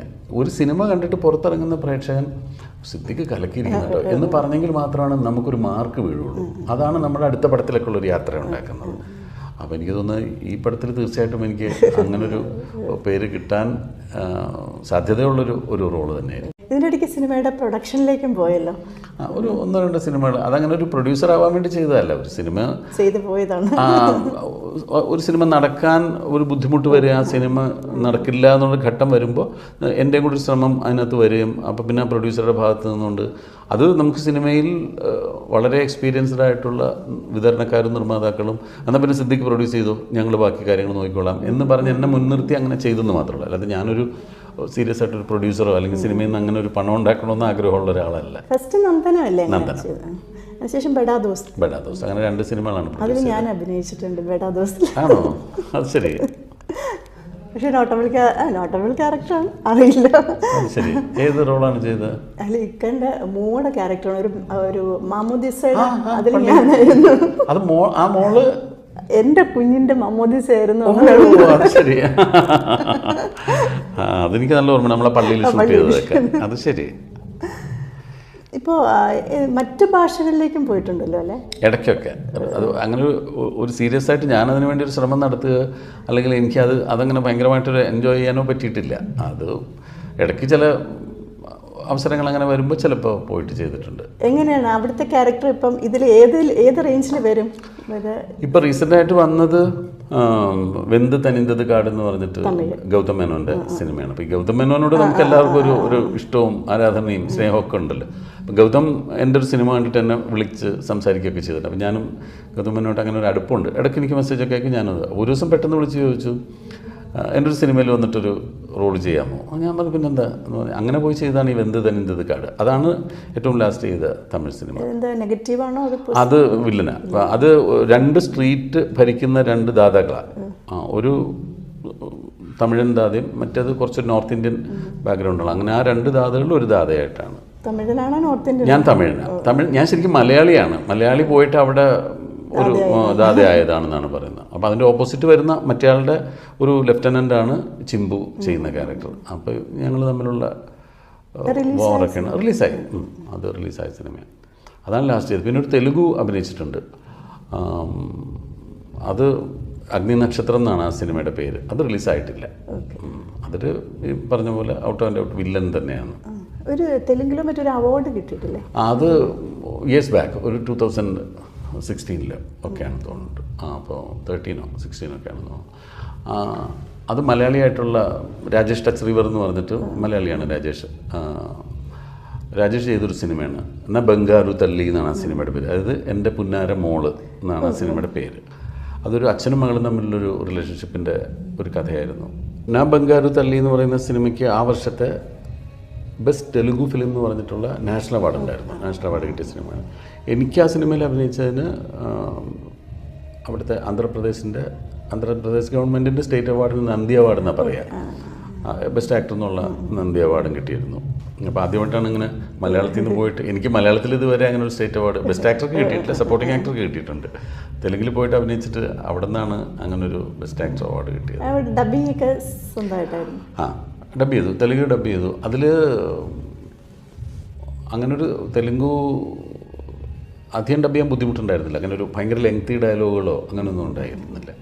കുറച്ചൊരു ഇമോഷണൽ സിനിമയായിരുന്നു. അപ്പോൾ ഡയലോഗുകളും അധികം ഉണ്ടായിരുന്നില്ല, വളരെ കുറച്ചൊക്കെ ഉണ്ടായിരുന്നുള്ളൂ. തെലുങ്ക് തന്നെയാണ് ഡബ് ചെയ്തിട്ടുള്ളത്. എനിക്ക് തോന്നുന്നൊരു 4-5 സീനാണ് കുറച്ചധികം ഡയലോഗുകളുള്ള സീൻ. പിന്നെ മുഴുവൻ ഈ മകളുമായിട്ടുള്ള ഒരു റിലേഷൻഷിപ്പിൻ്റെ കഥയാണ്. അപ്പോൾ ഞാൻ ഒരുപാട് വർഷങ്ങൾക്ക് ശേഷം ഇപ്പോൾ ഈ അടുത്തൊരു സിനിമയുടെ ഒരു ടൈറ്റിൽ ലോഞ്ചിന് ഞാൻ സത്യരാജ് ഉണ്ടായിരുന്നു. അപ്പോൾ ഞാനും സത്യരാജും അടുത്തടുത്താണ് ഇരുന്നത്. അപ്പോൾ ഇങ്ങനെ വേറൊരാളെന്നെ പരിചയപ്പെടുത്തി സത്യരാജ് പറഞ്ഞ് ഐ നോ ഹിം. അപ്പോൾ ഞാൻ ചുമ്മാ ഒരു കർട്ടസിക്ക് പറയാമെന്ന് വിചാരിച്ചു. അപ്പം ഇരുന്ന് സംസാരിച്ചപ്പോൾ പുള്ളി എൻ്റെ അടുത്ത് ചോദിച്ചു, ഇങ്ങനെ ഒരു ഫാദർ ഡോട്ടർ ഒരു റിലേഷൻഷിപ്പ് ഒരു സിനിമ ഉണ്ടായിരുന്നല്ലോ, ഒരു I believe it's A Telugu movie. ഞാൻ പെട്ടെന്ന് അത്ഭുതപ്പെട്ടു. അദ്ദേഹം അത് കണ്ടിട്ടുണ്ട്. ഞാൻ പറഞ്ഞിങ്ങനെ ന ബംഗാരു തല്ലി, ഐ സോ ദാറ്റ് മൂവി പറഞ്ഞപ്പോൾ അദ്ദേഹമൊക്കെ അത് വളരെ ശ്രദ്ധിച്ചു എന്ന് കേൾക്കുമ്പോൾ നമുക്കൊരു സന്തോഷമാണല്ലോ. അതല്ലേ നാഷണൽ അവാർഡിന് പോയ ഒരു മൂവിയല്ലേ, പിന്നെ അതിന് അത്രയും ഇമ്പോർട്ടൻസ് ഉണ്ടാവും. ഒരുപാട് വലിയ ഡിഗ്നിറ്ററീസ് അത് കണ്ടിട്ടുണ്ടാവുമല്ലോ. അങ്ങനെ ആലോചിക്കുമ്പോൾ ഒരു സന്തോഷമാണ്. മറ്റ് ഹിന്ദി ഭാഷയിലോട്ട് ഹിന്ദിയിൽ അഭിനയിച്ചിട്ടില്ല എന്ന് പറയാൻ പറ്റില്ല. പണ്ട് ഞാൻ ആദ്യം തുടക്കകാലത്ത് ന്യൂഡൽഹി എന്ന് പറയുന്ന സിനിമയിൽ അഭിനയിച്ചു. അപ്പോൾ ന്യൂഡൽഹി പിന്നീട് എല്ലാ ഭാഷകളിലേക്കും റീമേക്ക് ചെയ്തു. അത് ജോഷി സാർ തന്നെയായിരുന്നു ഡയറക്ഷൻ. അപ്പം ഈ മമ്മൂക്കയുടെ കൂടെയുള്ള 4 പേരിട്ട് ആ റോൾ ഞങ്ങൾ തന്നെയാണ് എല്ലാ പടത്തിലും ചെയ്തത്. ത്യാഗരാജനും വിജയരാഘവനും ഞാനുമൊക്കെ എല്ലാ ഭാഷയിലും ഞങ്ങൾ തന്നെയാണത് അഭിനയിച്ചത്. അപ്പോൾ ഞാൻ ആ സമയത്ത് കൃഷ്ണരാജുവിൻ്റെ കൂടെ തെലുഗുവിൽ അഭിനയിച്ചിട്ടുണ്ട്, അംബരീഷിൻ്റെ കൂടെ കന്നഡയിൽ അഭിനയിച്ചിട്ടുണ്ട്, ജിതേന്ദ്രയുടെ കൂടെ തെലുങ്കിൽ അഭിനയിച്ചിട്ടുണ്ട്. ആ പടത്തിൽ അന്ന് ജിതേന്ദ്രയായിരുന്നു ഹീറോ ആയിട്ട് അഭിനയിച്ചത്. അപ്പോൾ മമ്മൂക്കയുടെ ക്യാരക്ടർ മാറും. മമ്മൂക്കയുടെ ഹീറോ മാറിയിട്ട് ഓരോരോ ഭാഷകളിലുണ്ടാവും. അപ്പോൾ ബാക്കി കുറേ ക്യാരക്ടേഴ്സ് ഞങ്ങൾ മലയാളത്തിൽ തന്നെയായിരുന്നു. അപ്പോൾ അങ്ങനെ എല്ലാ ഭാഷയിലും നല്ലൊരു എക്സ്പീരിയൻസ്. പ്രത്യേകിച്ച് ഇൻഡസ്ട്രിയിൽ വന്നിട്ടേ ഉള്ളൂ. തുടക്കകാലത്ത് ജിതേന്ദ്രയൊക്കെ ഞാൻ ഫിലിം ഫെയറിൽ മാത്രം കണ്ടിട്ടുള്ള ജിതേന്ദ്രയും ഞാൻ പോയിട്ട് എനിക്ക് ഒന്നിച്ചിരുന്ന് അഭിനയിക്കാനുള്ള ഭാഗ്യമുണ്ടായി. ശരിക്കും അവിടുത്തെ അറ്റ്മോസ്ഫിയർ നമ്മുടെ ഇവിടുത്തെ വലിയ വ്യത്യാസമാണ്. അത് ആ അറ്റ്മോസ്ഫിയറിലല്ല, ഇവിടുത്തെ അറ്റ്മോസ്ഫിയറിൽ തന്നെയാണ് ഷൂട്ട് ചെയ്തത്. നമ്മൾ തിരുവനന്തപുരം സെൻട്രൽ ജയിലിൽ തന്നെയാണ് സീൻസ് എടുത്തിട്ടുള്ളത്. ജോഷി സാറാണ് സംവിധായകൻ സഹായികളും മുഴുവൻ മലയാളികളാണ്. പിന്നെ ഞങ്ങൾ കൂടെ അഭിനയിക്കുന്നവരൊക്കെ മലയാളികളാണ്. ആകെ ഹീറോയും അതുമായിട്ട് ബന്ധപ്പെട്ട് വേറെ കുറച്ച് പേര് മാത്രമാണ് മറ്റു ഭാഷകളിൽ നിന്ന് ഉണ്ടാവാറ്. അപ്പോൾ അതിൽ വേറൊരു അറ്റ്മോസ്ഫിയറായിട്ടൊന്നും തോന്നിയിട്ടില്ല. എന്നാലും ആ വന്ന കാലത്ത് ജിതേന്ദ്രയൊക്കെ കാണുന്നതിൻ്റെ ഒരു കൗതുകം നല്ല പോലെ ഉണ്ടായിരുന്നു. എനിക്ക് തോന്നുന്നു ഈ ഒരു കാലഘട്ടത്തിൽ തന്നെയാണ് ഇപ്പോൾ സീരിയലിലേക്ക് വന്നിട്ടുണ്ട് അല്ലെ സ്ത്രീ. അത് കുറേ കൂടെ കഴിഞ്ഞിട്ടാണ്. ഞാനൊരു 95-ന് ശേഷമാണ് സീരിയലിൽ വരുന്നത്. അപ്പോൾ എങ്ങനെ ഈ സിനിമയും സീരിയലും കൂടി, സീരിയലിനൊക്കെ ഇപ്പോൾ എന്താ പറഞ്ഞാൽ ത്രൂ ഔട്ട് നിൽക്കേണ്ട ഇല്ല. ആ സമയത്ത് എനിക്ക് സിനിമകൾ വളരെ കുറഞ്ഞ ഒരു സമയമായിരുന്നു. സിനിമകൾ തീരെ ഇല്ലാതിരിക്കുന്ന ഒരു സമയത്താണ് സ്ത്രീ എന്ന് പറഞ്ഞ സീരിയലിലേക്ക് എന്നെ അഭിനയിക്കാൻ വിളിക്കുന്നത്. അപ്പോൾ സ്ത്രീ കഴിഞ്ഞിട്ട് പിന്നീട് കുറച്ചുകൂടി സിനിമയിൽ ബിസി ആവുകയാണ് ചെയ്തത്. സ്ത്രീ സീരിയൽ നടന്നുകൊണ്ടിരിക്കുമ്പോൾ തന്നെയാണ് സത്യമേവ ജയതയൊക്കെ അഭിനയിക്കുന്നത്. അപ്പോൾ ശരിക്കും പറഞ്ഞാൽ ആ ഒരു സീരിയസ് കഥാപാത്രങ്ങൾ ചെയ്തിട്ട് ഒരു ഗ്യാപ്പിന് ശേഷമാണ് വില്ലൻ ഈ സത്യമേവ ജയതയിൽ വന്നത്. ഓക്കെ. അപ്പം ഈ സ്ത്രീ അല്ലാണ്ട് വേറെയും സീരിയൽ ചെയ്തിട്ടുണ്ട്. പിന്നെ തമ്പി തന്നെ സംവിധാനം ചെയ്ത ബ്ലാക്ക് ആൻഡ് വൈറ്റ് എന്ന് പറഞ്ഞ സീരിയൽ ചെയ്തിട്ടുണ്ട്. ഇൻവെസ്റ്റിഗേഷൻ സീരിയൽ ചെയ്ത്. പിന്നെ തമ്പി തന്നെ ഡയറക്റ്റ് ചെയ്ത മറ്റ് സുമംഗലി എന്ന് പറഞ്ഞ സീരിയൽ ചെയ്തിട്ടുണ്ട്. കുറേ സീരിയൽസ് ചെയ്തിട്ടുണ്ട്. പിന്നെ അതുപോലെ ഇപ്പം അമൃത ചാനലിൽ ഇന്റർവ്യൂവർ അവതാരകനായിട്ടുണ്ട്. അത് സമാഗമം എന്ന് പറയുന്നൊരു പ്രോഗ്രാം ചെയ്തിട്ടുണ്ട്. നല്ലൊരു സിനിമ, നല്ലൊരു പ്രോഗ്രാം. അതെനിക്ക് കിട്ടിയൊരു വലിയ അവസരമാണത്. ശ്യാമപ്രസാദിനോടാണ് അതിന് നന്ദി പറയുന്നത്. ശ്യാമാണ് നേരിട്ട് വിളിച്ചത്. അപ്പം ഞാൻ ശ്യാമിൻ്റെ അടുത്ത് പറഞ്ഞിങ്ങനെ എനിക്കങ്ങനെ വലിയ വലിയ ആളുകളൊന്നും ഇൻ്റർവ്യൂ ചെയ്തൊന്നും ഒരു പരിചയമില്ല. അപ്പോൾ ശ്യാമിൻ്റെ അടുത്ത് പറഞ്ഞു അത് കുഴപ്പമില്ല, ഈ അത്തരം ഇൻ്റർവ്യൂകളുടെ ചില പ്രോഗ്രാംസ് ഞാൻ സജസ്റ്റ് ചെയ്യാം, അതൊന്ന് കണ്ടു നോക്കാൻ പറഞ്ഞു. പക്ഷെ ഞാൻ കണ്ടു നോക്കിയില്ല മീൻസ് മനഃപൂർവ്വം അല്ല, എനിക്കങ്ങനെ കാണാനുള്ള സമയം കിട്ടിയില്ല. ഫസ്റ്റ് ഡേ ഞാൻ അവിടെ ചെല്ലുന്നു, അവിടെ ഒരുക്കങ്ങളൊക്കെ എഴുതിയിട്ടുണ്ട്. അപ്പം അന്ന് മുഖ്യമന്ത്രിയല്ല അദ്ദേഹം, ശ്രീ കെ കരുണാകരനെയാണ് ഞാൻ ഇൻ്റർവ്യൂ ചെയ്യേണ്ടത്. അപ്പോൾ കരുണാകരൻ സാറുമായിട്ട് ബന്ധപ്പെട്ട ബാക്കി കുറേ ആളുകളൊക്കെ വന്നിട്ടുണ്ടായിരുന്നു. അപ്പോൾ ഇവരെനിക്കിങ്ങനെ ഒരു 10-15 ഷീറ്റ് ഇങ്ങനെ എഴുതി തന്നു, ഓരോന്ന് ചോദിക്കേണ്ട ചോദ്യങ്ങൾ, പിന്നെ കുറേ റെഫറൻസ്. അദ്ദേഹം ഇങ്ങനെ ഇന്ന ഇയറിൽ പ്രധാനമന്ത്രി ആവേണ്ടതായിരുന്നു അന്ന് അദ്ദേഹം, പക്ഷേ നരസിംഹറാവുവിൻ്റെ പേര് സജസ്റ്റ് ചെയ്തു. അപ്പോൾ അതൊക്കെ എനിക്ക് ഓർമ്മയുള്ള കാര്യങ്ങളാണ്. അപ്പോൾ അങ്ങനെ കുറേ കാര്യങ്ങൾ ഇവരിങ്ങനെ പോയിൻ്റ് ഔട്ട് ചെയ്ത് തന്നു. അപ്പോൾ ഞാനിതെല്ലാം കൂടെ എന്ത് ചെയ്യാനാണെന്ന് ഇങ്ങനെ നോക്കി അതവിടെ വെച്ചു. അദ്ദേഹം വന്നു ഇരുന്നു. അപ്പോൾ എനിക്ക് നേരത്തെ പരിചയമുണ്ട് കരുണാകരൻ സാർ. ഞങ്ങൾ സംസാരിച്ച് തുടങ്ങി. അവരാ പേപ്പറിൽ എഴുതി തന്ന ഒരു ചോദ്യം ഇങ്ങനെ എൻ്റെ ഓർമ്മയിലുണ്ടായിരുന്നു. അത് ഞാനിങ്ങനെ ചോദിച്ചു അതിന് അദ്ദേഹം മറുപടി പറയും. പിന്നെ ഞാൻ ആ പേപ്പറിലുള്ള ഒന്നും ചോദിച്ചിട്ടില്ല. അദ്ദേഹം പറയുന്ന ആ മറുപടിയിൽ നിന്ന് എനിക്ക് പിന്നീട് തോന്നുന്ന സംശയങ്ങളും ചില കാര്യങ്ങളൊക്കെ ഇങ്ങനെ ചോദിച്ച് അതൊരു 1.5 മണിക്കൂർ അങ്ങ് പോയി. അപ്പോൾ അത് കഴിഞ്ഞപ്പോൾ ശ്യാമൻ്റെ അടുത്ത് പറഞ്ഞു ഇതാണ് വേണ്ടത്, ഇത്രയേ ഉള്ളൂ. അത് എനിക്ക് തന്നൊരു ആത്മവിശ്വാസം വളരെ വലുതാണ്. പിന്നീട് ഞാൻ അവിടെ വെച്ച് പരിചയപ്പെട്ടിട്ടുള്ളത് മുഴുവൻ എത്രയോ വലിയ വലിയ വ്യക്തിത്വങ്ങളെയാണ്. എത്രയോ വലിയ ആളുകൾ അവിടെ വന്നു. അന്ന് തിരുവിതാംകൂർ മഹാരാജാവ് വന്നു, അദ്ദേഹമായിട്ടിരുന്ന് സംസാരിക്കും. മാർത്താണ്ഡവർമ്മ മഹാരാജാവ്, അദ്ദേഹത്തെയൊക്കെ ഞാൻ ആദ്യമായിട്ടാണ് നേരിട്ട് കാണുന്നത്. ഉത്രാടം തിരുനാൾ മാർത്താണ്ഡവർമ്മ. പിന്നെ ഒരുപാട് പേര് ഇപ്പോൾ ഈ സമാഗമം ഇങ്ങനെ മൊബൈലിലൊക്കെ വരുന്നത് കാണുമ്പോൾ എനിക്ക് കാണുമ്പോൾ പെട്ടെന്ന് വലിയ വിഷമം തോന്നും. കാരണം ഞാൻ ആ ഇൻ്റർവ്യൂ ചെയ്ത പലരും ഇന്നില്ല. ലോഹിദാസ് മുതൽ ഗിരീഷ് പുത്തഞ്ചേരി മുതൽ പലരും നമ്മളെ വിട്ടു പോയിരിക്കുന്നു. ജോൺസണും രവീന്ദ്രൻ മാസ്റ്റർ ഒന്നുമില്ല. അതിങ്ങനെ കാണുമ്പോൾ നമുക്ക് വലിയ വിഷമം തോന്നും. അതുപോലെ ആക്ടേഴ്സിൻ്റെ കാര്യം എടുത്തു കഴിഞ്ഞാൽ സുമാരി ചേച്ചി ഇല്ല, അതിലെ ചേട്ടനില്ല, ഉടുലുണ്ണി കൃഷ്ണനില്ല, പലരും ഇല്ല, നമ്മൾ മുരളിയും ഒന്നുമില്ല. അപ്പോൾ അങ്ങനെ കാണുമ്പോൾ പെട്ടെന്നൊരു ഒരു വിഷമം വരും. എന്നാലും ദാസേട്ടനോടൊപ്പം ഇരുന്ന് ഇങ്ങനെ ഇൻ്റർവ്യൂ ചെയ്യുന്നത്, ദാസേട്ടനും ദക്ഷിണാമൂർത്തി സ്വാമിയും കൂടി ഇരിക്കുമ്പോൾ ഒരു പാട്ടിൻ്റെ കാര്യത്തിൽ ഒരു കൺഫ്യൂഷൻ വന്ന സമയത്ത് ഞാൻ ആ പാട്ട് പെട്ടെന്ന് പറഞ്ഞു കൊടുക്കുന്നു, അത് ഇന്ന പാട്ടാണെന്ന് പറയുന്നു. അപ്പോൾ സ്വാമി അറിയാമല്ലോ എന്ന് പറഞ്ഞിങ്ങനെ അതൊക്കെ കാണുമ്പോൾ ഭയങ്കര സന്തോഷം തോന്നും. എനിക്ക് കിട്ടിയ വലിയൊരു അവസരമാണത്. ശരിക്കും അതുവരെയുള്ള നമുക്ക് ഒരു ഇൻ്റർവ്യൂ എന്ന് പറയുമ്പോൾ നമുക്ക് ഒരു പാറ്റേൺ ഉണ്ട്, പക്ഷെ അതിനൊക്കെ തകിടം മറിച്ചുകൊണ്ടുള്ള ഒരു പ്രോഗ്രാമായിരുന്നു അത്. എനിക്ക് അങ്ങനെ ഇൻ്റർവ്യൂ ചെയ്തൊരു പാരമ്പര്യം ഇല്ലാത്തതുകൊണ്ടായിരിക്കും സാധാരണ മറ്റേ പ്രോഗ്രാം കാണാത്തത് കൊണ്ടുള്ള. അതോ ഒരു പത്രപ്രവർത്തകൻ്റെതായ ഒരു വ്യൂ പോയിന്റിൽ അത് കാണാത്തതുകൊണ്ട്. എൻ്റെ അടുത്ത് വളരെ ഫേമസ് ആയിട്ടുള്ള വളരെ അറിയപ്പെടുന്ന ഒരു പത്രപ്രവർത്തകൻ ഈ പ്രോഗ്രാം കണ്ടിട്ട് എന്നെ ഒരു ഇൻ്റർവ്യൂ എടുത്തിരുന്നു. അപ്പോൾ അദ്ദേഹം ഒന്ന് എൻ്റെ അടുത്ത് പറഞ്ഞത്, ഞങ്ങൾ ഈ ജേർണലിസ്റ്റുകൾക്കൊരു സ്വഭാവമുണ്ട്, നിങ്ങൾ പറയുന്ന സമയത്ത് വരും, നിങ്ങൾ 10ഓ 15ഓ പ്രാവശ്യം പോയിട്ട് പിന്നെ വന്ന് പറഞ്ഞാലും വരും, നിങ്ങൾ പറയുന്നതെല്ലാം അനുസരിക്കും, നിങ്ങളുടെ സമയത്തിന് വേണ്ടി ഞങ്ങൾ കാത്തു നിൽക്കും. പക്ഷെ നിങ്ങൾ ഞങ്ങളുടെ മുമ്പിലേക്ക് കിട്ടിക്കഴിഞ്ഞാൽ പിന്നെ ഞങ്ങൾക്കൊരു ഇരയെ കിട്ടിയ പോലെ നിങ്ങളുടെ വായിൽ നിന്ന് എന്തെങ്കിലും ഒന്ന് വീണ് കിട്ടാനാണ് ഞങ്ങൾ ശ്രമിച്ചുകൊണ്ടിരിക്കുക. സിദ്ദിഖ് അങ്ങനെ ശ്രമിക്കാറില്ല.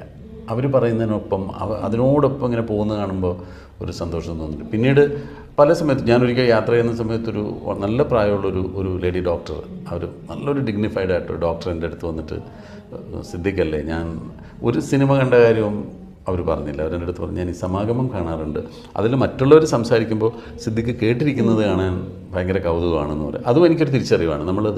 നമ്മളത് കീനായിട്ടത് കേൾക്കുന്നു എന്ന് പറയുന്നത് പോലും ആളുകൾ ശ്രദ്ധിക്കുന്നു. ഇപ്പോൾ പല ഇൻ്റർവ്യൂവിലും കാണാത്തതാണത്. പൊതുവേ ഇൻ്റർവ്യൂകൾ എന്നെ ഇൻ്റർവ്യൂ ചെയ്യുന്ന ആളുകളോട് പോലും പറയും, എന്നെ ഡിസ്റ്റർബ് ചെയ്യരുത് കേട്ടോ എന്ന് പറയും. കാരണം നമ്മളൊന്ന് പറഞ്ഞു വരുമ്പോഴേക്കും അവർ നമ്മൾ പറയുന്നത് കേൾക്കുന്നൊന്നും ഉണ്ടാവില്ല. അവരിങ്ങനെ കുറേ ക്വസ്റ്റ്യൻസ് റെഡിയാക്കി വെച്ചിട്ട് അത് ചോദിക്കാനുള്ള ഒരു വ്യഗ്രതയായിരിക്കും. അത് അവരുടെ പരിചയക്കുറവുകൊണ്ടാണ്. അപ്പോൾ ഞാൻ പക്ഷേ അത് അവരോട് പറയാറുണ്ട്, അങ്ങനെയല്ല, നമ്മൾ പറയുന്നത് ശ്രദ്ധിച്ചിരുന്നാൽ നിങ്ങൾക്ക് നല്ല നല്ല ചോദ്യങ്ങൾ ചോദിക്കാൻ തോന്നും എന്ന് പറയാറുണ്ട്. ഇപ്പോൾ ഈ ന്യൂ ജനറേഷൻ സിനിമകൾ ഒത്തിരി നമുക്ക് മുമ്പൊക്കെയാണെന്നുണ്ടെങ്കിൽ ഇന്ന പടം ഇന്ന റിലീസ് നമുക്ക് നമ്മളിങ്ങനെ പ്രതീക്ഷയോടെ ഇരിക്കും. ഇപ്പോൾ പിന്നെ ഇഷ്ടംമാതിരി സിനിമകൾ വരുന്നുണ്ട്. പക്ഷേ ഇപ്പോൾ ചെയ്യുന്ന ടൈപ്പ് ക്യാരക്ടേഴ്സൊക്കെ പലപ്പോഴും അതിൽ കാണാറില്ല. അതിലൊരു ലൈഫായിട്ട് പോകുന്ന ഒരു പടങ്ങളായിട്ട് അങ്ങനെ തോന്നുന്നില്ലേ? അല്ല, അത് കാലഘട്ടത്തിനനുസരിച്ച മാറ്റം എല്ലാത്തിലും വരും. ഇപ്പോൾ സിനിമയിലും നമ്മൾ ഉപയോഗിക്കുന്ന വസ്തുക്കളിലും നമ്മൾ കഴിക്കുന്ന ഭക്ഷണത്തിലും നമ്മൾ പറയുന്ന ഭാഷയിലും ഒക്കെ മാറ്റങ്ങൾ വന്നിട്ടുണ്ട്. ഇപ്പോൾ നമ്മൾ സംസാരിക്കുന്ന ഒരു ഭാഷയല്ല ഒരു പുതിയ ജനറേഷനിൽപ്പെട്ട അല്ലെങ്കിൽ ഒരു 20-22 വയസ്സുള്ള കുട്ടികൾ തമ്മിൽ സംസാരിക്കുമ്പോൾ. അപ്പോൾ അത്തരം മാറ്റങ്ങൾ പ്രകടമാണ്. അപ്പോൾ അവരെ കോൺസെൻട്രേറ്റ് ചെയ്തിട്ട് അല്ലെങ്കിൽ അവരെ ഫോക്കസ് ചെയ്തുകൊണ്ട് വരുന്ന സിനിമകളിൽ ആ സബ്ജക്റ്റിനും അങ്ങനത്തെ അവർക്ക് ഇഷ്ടമുള്ള കാര്യങ്ങൾ അല്ലെങ്കിൽ അവരുടെ ഡേ ടു ഡേ ആക്ടിവിറ്റീസുമായിട്ട് ബന്ധപ്പെട്ട കാര്യങ്ങളൊക്കെ ആയിരിക്കും അത്തരം സിനിമകളിൽ കൂടുതലുണ്ടാവുക. അപ്പോൾ അങ്ങനത്തെ സിനിമകൾ ഞാൻ അങ്ങനത്തെ സിനിമകളും വളരെ ഇഷ്ടത്തോടു കൂടി തന്നെ ഇരുന്ന് കാണാറുണ്ട്, എൻജോയ് ചെയ്യാറുമുണ്ട്. അപ്പോൾ അത്തരം മാറ്റങ്ങളുണ്ട്. ഇപ്പം ഞങ്ങൾ ഹരിഹർ നഗറിലൊക്കെ വരുന്ന സമയത്ത് ഇതാണോ കോമഡി, ഇങ്ങനെയാണോ തമാശ പറയുന്നത്, അതൊന്നും എനിക്ക് ഈ കാക്കത്തോറി എന്ന് പറയുന്ന സീനൊക്കെ എനിക്ക് ഭയങ്കര അറപ്പ് തോന്നി എന്നൊക്കെ ആ കാലഘട്ടത്തിൽ പറഞ്ഞ സിനിമയായിട്ട് ബന്ധപ്പെട്ട സംവിധായകരുണ്ട്. എൻ്റെ അടുത്ത് തന്നെ ചോദിച്ചിട്ടുണ്ട്, ഇതാണോ ഇപ്പോഴത്തെ കോമഡി, ഞങ്ങൾക്കറിയില്ല കേട്ടോ, ഞങ്ങളൊന്നും ഇങ്ങനത്തെ തമാശകൾ കണ്ടിട്ടില്ല എന്ന് അന്ന് അവർ പറഞ്ഞിരുന്നു. അത് അവർക്ക് ഇത് അക്സെപ്റ്റ് ചെയ്യാൻ പറ്റാത്തതുകൊണ്ട്. അതേസമയത്ത് ഒരു വലിയൊരു മോമ്പ് ഈ സിനിമ എൻജോയ് ചെയ്യാൻ തിയേറ്ററിൽ ആർത്തിരമ്പിച്ചിരിക്കുകയും ചെയ്തു. ഇത്രയും വർഷങ്ങൾ കഴിഞ്ഞിട്ട് ഇപ്പോഴും അത് ആളുകൾ എൻജോയ് ചെയ്യുന്നുണ്ട്. പുതിയ ജനറേഷനും അത് എൻജോയ് ചെയ്യുന്നുണ്ട്. ഇപ്പം ഞാൻ എപ്പോഴും പുതിയ കുട്ടികളൊക്കെ വന്ന് ഈ സിനിമയുടെ കാര്യം പറയുമ്പോൾ ചോദിക്കും, അപ്പോൾ 90-ലാണ് ആ സിനിമ ഇറങ്ങിയത്, അയ്യോ ഞങ്ങൾ ജനിച്ചിട്ട് പോലുമില്ല എന്ന് പറയും. അവർ ജനിക്കുന്നതിന് മുമ്പ് ഇറങ്ങിയ ഒരു സിനിമയായിട്ട് പോലും അത്. അപ്പോൾ ഇപ്പോൾ പല സിനിമകളും അങ്ങനെ മാറി മാറി മാറി വരുന്നുണ്ട്. ത്രില്ലർ സിനിമകളൊന്നും മുമ്പ് അങ്ങനെ ഇറങ്ങാറുണ്ടായിരുന്നില്ല. അതെനിക്ക് തോന്നുന്നു ഈ ലോക്ക്ഡൗൺ കാലഘട്ടത്തിൽ നമ്മൾ കൂടുതൽ ഈ OTT സിനിമകൾ കാണുകയും അതർ ലാംഗ്വേജ് സിനിമകൾ കാണുകയും ചെയ്തപ്പോഴാണ് ഈ ത്രില്ലർ സിനിമകൾക്ക് ഇത്രയും ഒരു വ്യൂവർഷിപ്പ് ഉണ്ടായത്. ആളുകൾ നന്നായിട്ട് എൻജോയ് ചെയ്യുന്നുണ്ട്. ഞാനും ത്രില്ലർ സിനിമകൾ കാണാൻ ഇഷ്ടപ്പെടുന്ന ഒരാളാണ്. എനിക്ക് തോന്നുന്നത് ആൾക്കാരെ പിടിച്ചിരുത്താൻ നല്ലത് നമുക്കൊരു ആകാംക്ഷയുടെ ഒരു മുൾമുനയിൽ കൊണ്ടുവരാൻ പറ്റുന്ന ത്രില്ലർ സിനിമകൾ ഒരുപാടുണ്ട്. അത് മാത്രമല്ല ഇപ്പം OTT കൂടുതൽ വെബ് സീരീസ് വരുന്നത് കൂടി ഈ ടൈപ്പ് മാത്രമാണ് കൂടുതലും വരുന്നത്. വെബ് സീരീസിന് അവർ ഇൻസിസ്റ്റ് ചെയ്യുന്നത് തന്നെ ഇന്ന സംഗതികൾ വേണം എന്നാണ്. അതിനകത്ത് ഇന്ന കണ്ടന്റ് വേണം. അതാണ് ഏറ്റവും കൂടുതൽ ഓഡിയൻസിനെ ആകർഷിക്കുന്നത്. അവരതിൻ്റെ ഒരു സർവേയും അതിൻ്റെ സ്റ്റഡിയൊക്കെ നടത്തിയിട്ടാണ് അങ്ങനെ ചെയ്തത്. അതുകൊണ്ടാണ് മിക്കവാറും വെബ് സീരീസിനൊരു സ്വഭാവം നമുക്ക് കാണാൻ പറ്റുന്നത്. പാട്ടുമായിട്ട് നല്ല ബന്ധമാണല്ലേ? പഠിച്ചിട്ടുണ്ട്? പാട്ടുമായിട്ട് പഠിച്ചിട്ടില്ല. ഞാൻ ജനിച്ചു വളർന്ന ഒരു സ്ഥലത്തൊന്നും അങ്ങനെ ഒരു പാട്ട് പഠിക്കുക അല്ലെങ്കിൽ പാട്ട് പഠിപ്പിക്കാനൊക്കെ ഉള്ള ആളുകളോ അങ്ങനെയൊന്നും അന്നുണ്ടായിരുന്നില്ല. പക്ഷെ പിന്നീട് ഇപ്പോൾ എനിക്ക് സിനിമയിലൊക്കെ വന്ന സമയത്തൊക്കെ വേണമെങ്കിൽ പഠിക്കാമായിരുന്നു, പഠിക്കാനുള്ള അവസരങ്ങളൊക്കെ ഒരുപാടുണ്ടായിരുന്നു. പക്ഷെ അങ്ങനെ പഠിക്കാൻ മെനക്കെട്ടിട്ടില്ല. ഞാൻ കൂടുതലും പാട്ടുകൾ പബ്ലിക്കിൻ്റെ മുമ്പിൽ പാടി തുടങ്ങിയത് സിനിമയിൽ വന്നതിന് ശേഷമാണ്, അതല്ലെങ്കിൽ ഓർക്കസ്ട്രയുടെ കൂടെ പാടി തുടങ്ങിയത് സിനിമയിൽ വന്നതിന് ശേഷമാണ്. അപ്പോൾ അവർ ഓർക്കസ്ട്രയിലെ കലാകാരന്മാർ പറഞ്ഞു തന്നിട്ടാണ് ഇതിൻ്റെ ഈ ശ്രുതിയും താളവും കാര്യങ്ങളും നമ്മളൊരു പാട്ട് പാടേണ്ട അതിൽ ശ്രദ്ധിക്കേണ്ട കാര്യങ്ങളെ പറ്റിയൊക്കെ മനസ്സിലാക്കുന്നത് ഈ സിനിമയിൽ വന്നതിന് ശേഷമാണ്. അതിനു മുമ്പ് അങ്ങനെ ഒരു പാട്ടുകൾ ഒരുപാട് ഇഷ്ടമായിരുന്നു, ഒരുപാട് പാട്ട് കേൾക്കും, ഇപ്പോഴും കേൾക്കും എന്നല്ലാതെ ഇങ്ങനെ ഓർക്കസ്ട്രയുടെ കൂടെ പാടാനൊക്കെ പഠിച്ചത് സിനിമയിൽ വന്നിട്ടാണ്. മോൻ ഫിലിമിൽ അഭിനയിക്കുന്നുണ്ട്. ഇപ്പം ഷഹീൻ. എങ്ങനെയാണ് അച്ഛൻ്റെ ഏത് അഭിനയത്തിൻ്റെ ഏത് വശമാണ് മകൻ സെലക്ട് ചെയ്തിട്ടുള്ളത്? അങ്ങനെയുണ്ടോ? അങ്ങനെയില്ല. അപ്പം വേറൊരു പാറ്റേണിലാണ് അവൻ്റെ ഒരു രീതിയും അവൻ്റെ സംസാര രീതിയും. ശബ്ദം എൻ്റെ ആയിട്ട് സാമ്യമുണ്ടെന്ന് ആളുകൾ പറയാറുണ്ടെങ്കിൽ പോലും അവന് അഭിനയിക്കുന്ന രീതി അതൊക്കെ പുതിയ ആളുകളുടെ രീതികൾ തന്നെയാണ്. ആ രീതിയിലാണ് അവർ പോയിക്കൊണ്ടിരിക്കുന്നത്. അപ്പോൾ ഇതിൻ്റെ കൂടെ തന്നെ ഒത്തിരി സംഘടനകളുടെ, അമ്മ പോലുള്ള സംഘടനകളുടെ ഭാഗമായി അതിൽ എനിക്ക് തോന്നുന്നു ആക്റ്റീവായിട്ടുള്ള റോള് കൈകാര്യം ചെയ്യുന്നുണ്ട്. ഇതിനൊക്കെ ഇപ്പോൾ എങ്ങനെയാണ് അതിൻ്റെ സമയം കണ്ടെത്തുന്നത്? എങ്ങനെയാണ് സമയം എന്ന് പറയുന്നത് നമ്മുടെ പ്രയോറിറ്റിയാണ്. നമ്മളൊരു കാര്യത്തിനൊരു പ്രയോറിറ്റി കൊടുത്താൽ നമുക്ക് ഓട്ടോമാറ്റിക്കലി നമുക്ക് സമയം കണ്ടെത്താൻ പറ്റും. ഇപ്പോൾ നമുക്ക് ഭക്ഷണം കഴിക്കുന്ന കാര്യം നമ്മൾ അതിന് പ്രയോറിറ്റി ഉണ്ടെങ്കിൽ നമ്മൾ ആ സമയമാകുമ്പോൾ എവിടെന്നെങ്കിലും എങ്ങനെയെങ്കിലും സമയം കണ്ടെത്തി നമ്മൾ കഴിക്കും എന്ന് പറഞ്ഞ പോലെയാണ് സംഘടനയിലും സജീവമായിട്ട് പ്രവർത്തിക്കുന്ന സംഘടനാപരമായിട്ടുള്ള ഒരുപാട് കാര്യങ്ങളിൽ നമ്മൾ ഇടപെട്ട് സംസാരിക്കേണ്ടതുണ്ട്. മറ്റു പല സംഘടനകളുമായിട്ട് നമ്മൾ വളരെ അടുത്തൊരു ബന്ധം കീപ്പ് ചെയ്യേണ്ടതുണ്ട്. അവരുടെയൊക്കെയും സഹായവും സഹകരണവും ഒക്കെ നമുക്ക് ആവശ്യമുള്ളതാണ്. ഇപ്പോൾ പുതുതായിട്ട് വന്ന ഒരാളെക്കാൾ കൂടുതൽ എനിക്ക് മറ്റ് സംഘടനകളിലെ നിർമ്മാതാക്കളുടെ ആണെങ്കിലും ടെക്നീഷ്യൻസിൻ്റെ ആണെങ്കിലും അവരുടെയൊക്കെ ആളുകളൊക്കെ ആയിട്ട് കുറച്ചുകൂടെ അടുപ്പവും പരിചയവും ബന്ധമുണ്ട്. തുടക്കം മുതലേ അവരെയൊക്കെ കണ്ടും അവരുടെ സിനിമകളിൽ അഭിനയിച്ചൊക്കെ വന്നതുകൊണ്ട് അപ്പോൾ മറ്റ് പല കാര്യങ്ങളും മറ്റ് സംഘടനകളുമായിട്ട് ചേർന്ന് പ്രവർത്തിക്കാനൊക്കെ ഈ പ്രവൃത്തി പരിചയം ഒരുപാട്, അല്ലെങ്കിൽ ഇവരൊക്കെ ആയിട്ടുള്ള വളരെ പേഴ്സണലായിട്ടുള്ള ബന്ധം നമ്മൾ ഒരുപാട് സഹായിക്കാറുണ്ട്. ഇപ്പോൾ നമ്മുടെ സംഘടനയിലെ അംഗത്തിനൊരു പ്രോബ്ലം ഉണ്ടായി. അത് ചിലപ്പോൾ മറ്റൊരാൾ സംസാരിച്ച് അത് നീണ്ടുപോകുന്നതിനേക്കാൾ ചിലപ്പോൾ എൻ്റെ ഒരു ഫോൺ കോളിലൊക്കെ ചിലപ്പോൾ തീർന്നെന്നിരിക്കും. അത് നമുക്ക് അവരുമായിട്ടുള്ളൊരു ബന്ധത്തിൻ്റെ പേരിലാണ്. അത് വഷളാവാതെ പ്രശ്നമൊന്ന് പരിഹരിക്കണം. അത് അയാൾക്കിങ്ങനെ ഒരു അബദ്ധം പറ്റിപ്പോയതാണ്. അത് മേലുണ്ടാവാതിരിക്കാനുള്ള ശ്രമം ഞങ്ങൾ ചെയ്യാം എന്ന് പറയുന്നു. ഇപ്പോൾ ഞാൻ അഭിനയിക്കുന്നൊരു സിനിമയുടെ സെറ്റിലാണെങ്കിൽ ചിലപ്പോൾ വളരെ ജൂനിയറായിട്ടുള്ള അടുത്ത കാലത്ത് വന്ന ഒരാൾക്ക് ചിലപ്പോൾ അതിൻ്റെ ഒരു പ്രതിഫലം കിട്ടിയില്ല. ചിലപ്പോൾ അവർ നമ്മളോടാണ് പറയാം. അത് വേറൊരു പ്രശ്നം വഷളാക്കാതെ എനിക്ക് ആ പ്രൊഡ്യൂസറോട് ചിലപ്പോൾ ഒരു പ്രാവശ്യം ഒന്ന് സംസാരിച്ചാൽ മതിയാവും, അയാളുടെ പൈസ അങ്ങോട്ട് കൊടുക്കണമെന്ന് പറഞ്ഞാൽ അത് ചിലപ്പോൾ ആ പ്രശ്നങ്ങൾ തീരും. അപ്പോൾ അങ്ങനെയൊക്കെ പലതും പരിഹരിക്കാനൊക്കെ ഉള്ള ഒരു താല്പര്യമുള്ളതുകൊണ്ടും അപ്പോൾ അതിന് മറ്റുള്ളവർ നമ്മളെ നിയോഗിക്കുന്നതുകൊണ്ടുമൊക്കെയാണ് ഞാൻ ഈ സംഘടനയുടെ ഭാഗമായിട്ട് നിൽക്കുന്നത്. ഇപ്പോൾ അഭിനയിച്ചുകൊണ്ടിരിക്കുന്ന ജമാലിൻ്റെ പുഞ്ചിരിയാണല്ലോ, എനിക്ക് തോന്നുന്നത് പുതിയ ഡയറക്ടറാണ്. എങ്ങനെ ഡയറക്ടർ മാത്രമല്ല, എനിക്ക് തോന്നുന്നു അതിൽ കുറച്ച് പുതുമുഖങ്ങളും അഭിനയിക്കുന്നുണ്ട്. കൂടുതൽ പുതുമുഖങ്ങളാണ്. അതിപ്പോൾ ഈ സിനിമ മാത്രമല്ല, ഞാൻ ഈ അടുത്ത കാലത്തായിട്ട് അഭിനയിച്ചുള്ള സിനിമകളിലൊക്കെ മിക്കവാറും സിനിമകളിൽ ഞാനോ വേറെ 1-2 പേരൊക്കെയാണ് പുതിയ ആളുകൾ. ഇപ്പം ഈ സിനിമയിലും ഒരുപാട് ന്യൂ ഫേസസ് ഉണ്ട്. ആദ്യമായിട്ട് ഈ സിനിമയിൽ മുഖം കാണിക്കുന്ന ആളുകളും ഒരുപാടുണ്ട്. ഇപ്പോൾ ഇന്ദ്രൻസിൻ്റെ മകളായിട്ട് വരുന്നതും എൻ്റെ മകനായിട്ട് വരുന്ന ക്യാരക്ടേഴ്സ് അഭിനയിക്കുന്നതൊക്കെ പുതിയ കുട്ടികളാണ്. സിനിമ അങ്ങനെയാണ്. സിനിമ പക്ഷേ അതിൻ്റെ ഒരു സന്തോഷം എന്താണെന്ന് വെച്ചാൽ എന്നും പുതിയ ആളുകളെ സിനിമ വെൽക്കം ചെയ്യുന്നതാണ്. ഞങ്ങൾ പുതുതായിട്ട് വന്നപ്പോൾ ഞാൻ അന്ന് ഭയന്നിരുന്നു. ഇപ്പം നമ്മൾ പുതുതായിട്ട് വരില്ല, അപ്പോൾ സീനിയർ ആക്ടേഴ്സ് ചിലപ്പോൾ നമ്മൾ അക്സെപ്റ്റ് ചെയ്യൂ, അവർ നമ്മൾ ഒരു റിജക്റ്റ് ചെയ്യല്ലേ ചെയ്യുള്ളൂ, അല്ലെങ്കിൽ അവർ നമ്മളെ അടുപ്പിക്കൂ, അങ്ങനെയൊക്കെ ഒരു ഭയങ്കര ആകാംക്ഷ ഉണ്ടായിരുന്നു എനിക്ക്. പക്ഷേ സിനിമയിൽ വരുമ്പോൾ അങ്ങനെയല്ല. പരിചയപ്പെട്ടു കഴിഞ്ഞാൽ എന്താ പേരെന്ന് ചോദിച്ചിട്ട് അവർ പിന്നെ അവരുടെ കൂട്ടത്തിൽ ഒരാളായിട്ട് നമ്മൾ ചേർക്കുകയാണ് ചെയ്യുക. അവരാണ് കൊച്ചു ടിപ്സ് നമുക്ക് പറഞ്ഞു തരുന്നത്. ഇങ്ങനെ ചെയ്യും, ഇങ്ങനെയാണ് വേണ്ടത്, ഇങ്ങനെ കണ്ണിൽ നോക്കി സംസാരിക്കാൻ പഠിക്കണം. ഞാൻ മുമ്പ് ഒരാളോട് ഇങ്ങനെ സംസാരിക്കാൻ എനിക്ക് മുമ്പ് മടിയുള്ളതാണ്. ഞാൻ എന്തെങ്കിലും ഒന്ന് പറഞ്ഞിട്ട് ഞാനിങ്ങനെ മുഖം മാറ്റുമായിരുന്നു. സിനിമയ്ക്ക് അത് നല്ലതല്ല. നമ്മൾ ഒരു ക്യാമറയിലൊക്കെ നോക്കി ഇങ്ങനെ അയാളുടെ മുഖത്ത് നോക്കി പറയുന്നതിൻ്റെ പവർ നമ്മൾ മുഖം മാറ്റിയാൽ കിട്ടില്ല. ഇതൊക്കെ എനിക്ക് പറഞ്ഞ് പഠിപ്പിച്ചു തന്നൊക്കെ എൻ്റെ സീനിയർ ആക്ടേഴ്സാണ്. എന്നതുപോലെ പുതുതായിട്ട് വരുന്നവരെ ഞങ്ങളും മാക്സിമം പ്രോത്സാഹിപ്പിക്കും. നമ്മൾ അങ്ങനെ പുതിയ ആളുകൾ വന്നെങ്കിലാണ് സിനിമയും അപ്ഡേറ്റ് ആവുള്ളൂ. അല്ലാതെ കുറേ പഴയ കണ്ട് മടുത്ത മുഖങ്ങളെന്ന് ആളുകൾ പറയുന്ന ആളുകൾ മാത്രമായിട്ട് സിനിമയിൽ വന്നാൽ എപ്പോഴും സിനിമയിൽ നിന്ന് അകന്നു പോവുകയാണുള്ളത്. അവരും പുതിയ ആളുകളല്ലേ കാണാനും ഇഷ്ടപ്പെടാനും, പുതിയ വസ്ത്രധാരണം, പുതിയ സംസാര രീതി, പുതിയ സ്റ്റൈല്, അങ്ങനെ പ്രേക്ഷകനും അത് മോഹിക്കുന്നുണ്ട്. അപ്പം ഞങ്ങൾ ഇതിൽ സ്ട്രഗിൾ ചെയ്ത് നിൽക്കാൻ ശ്രമിക്കുന്നത് എപ്പോഴും ഞങ്ങളെ പുതുക്കാൻ നോക്കും.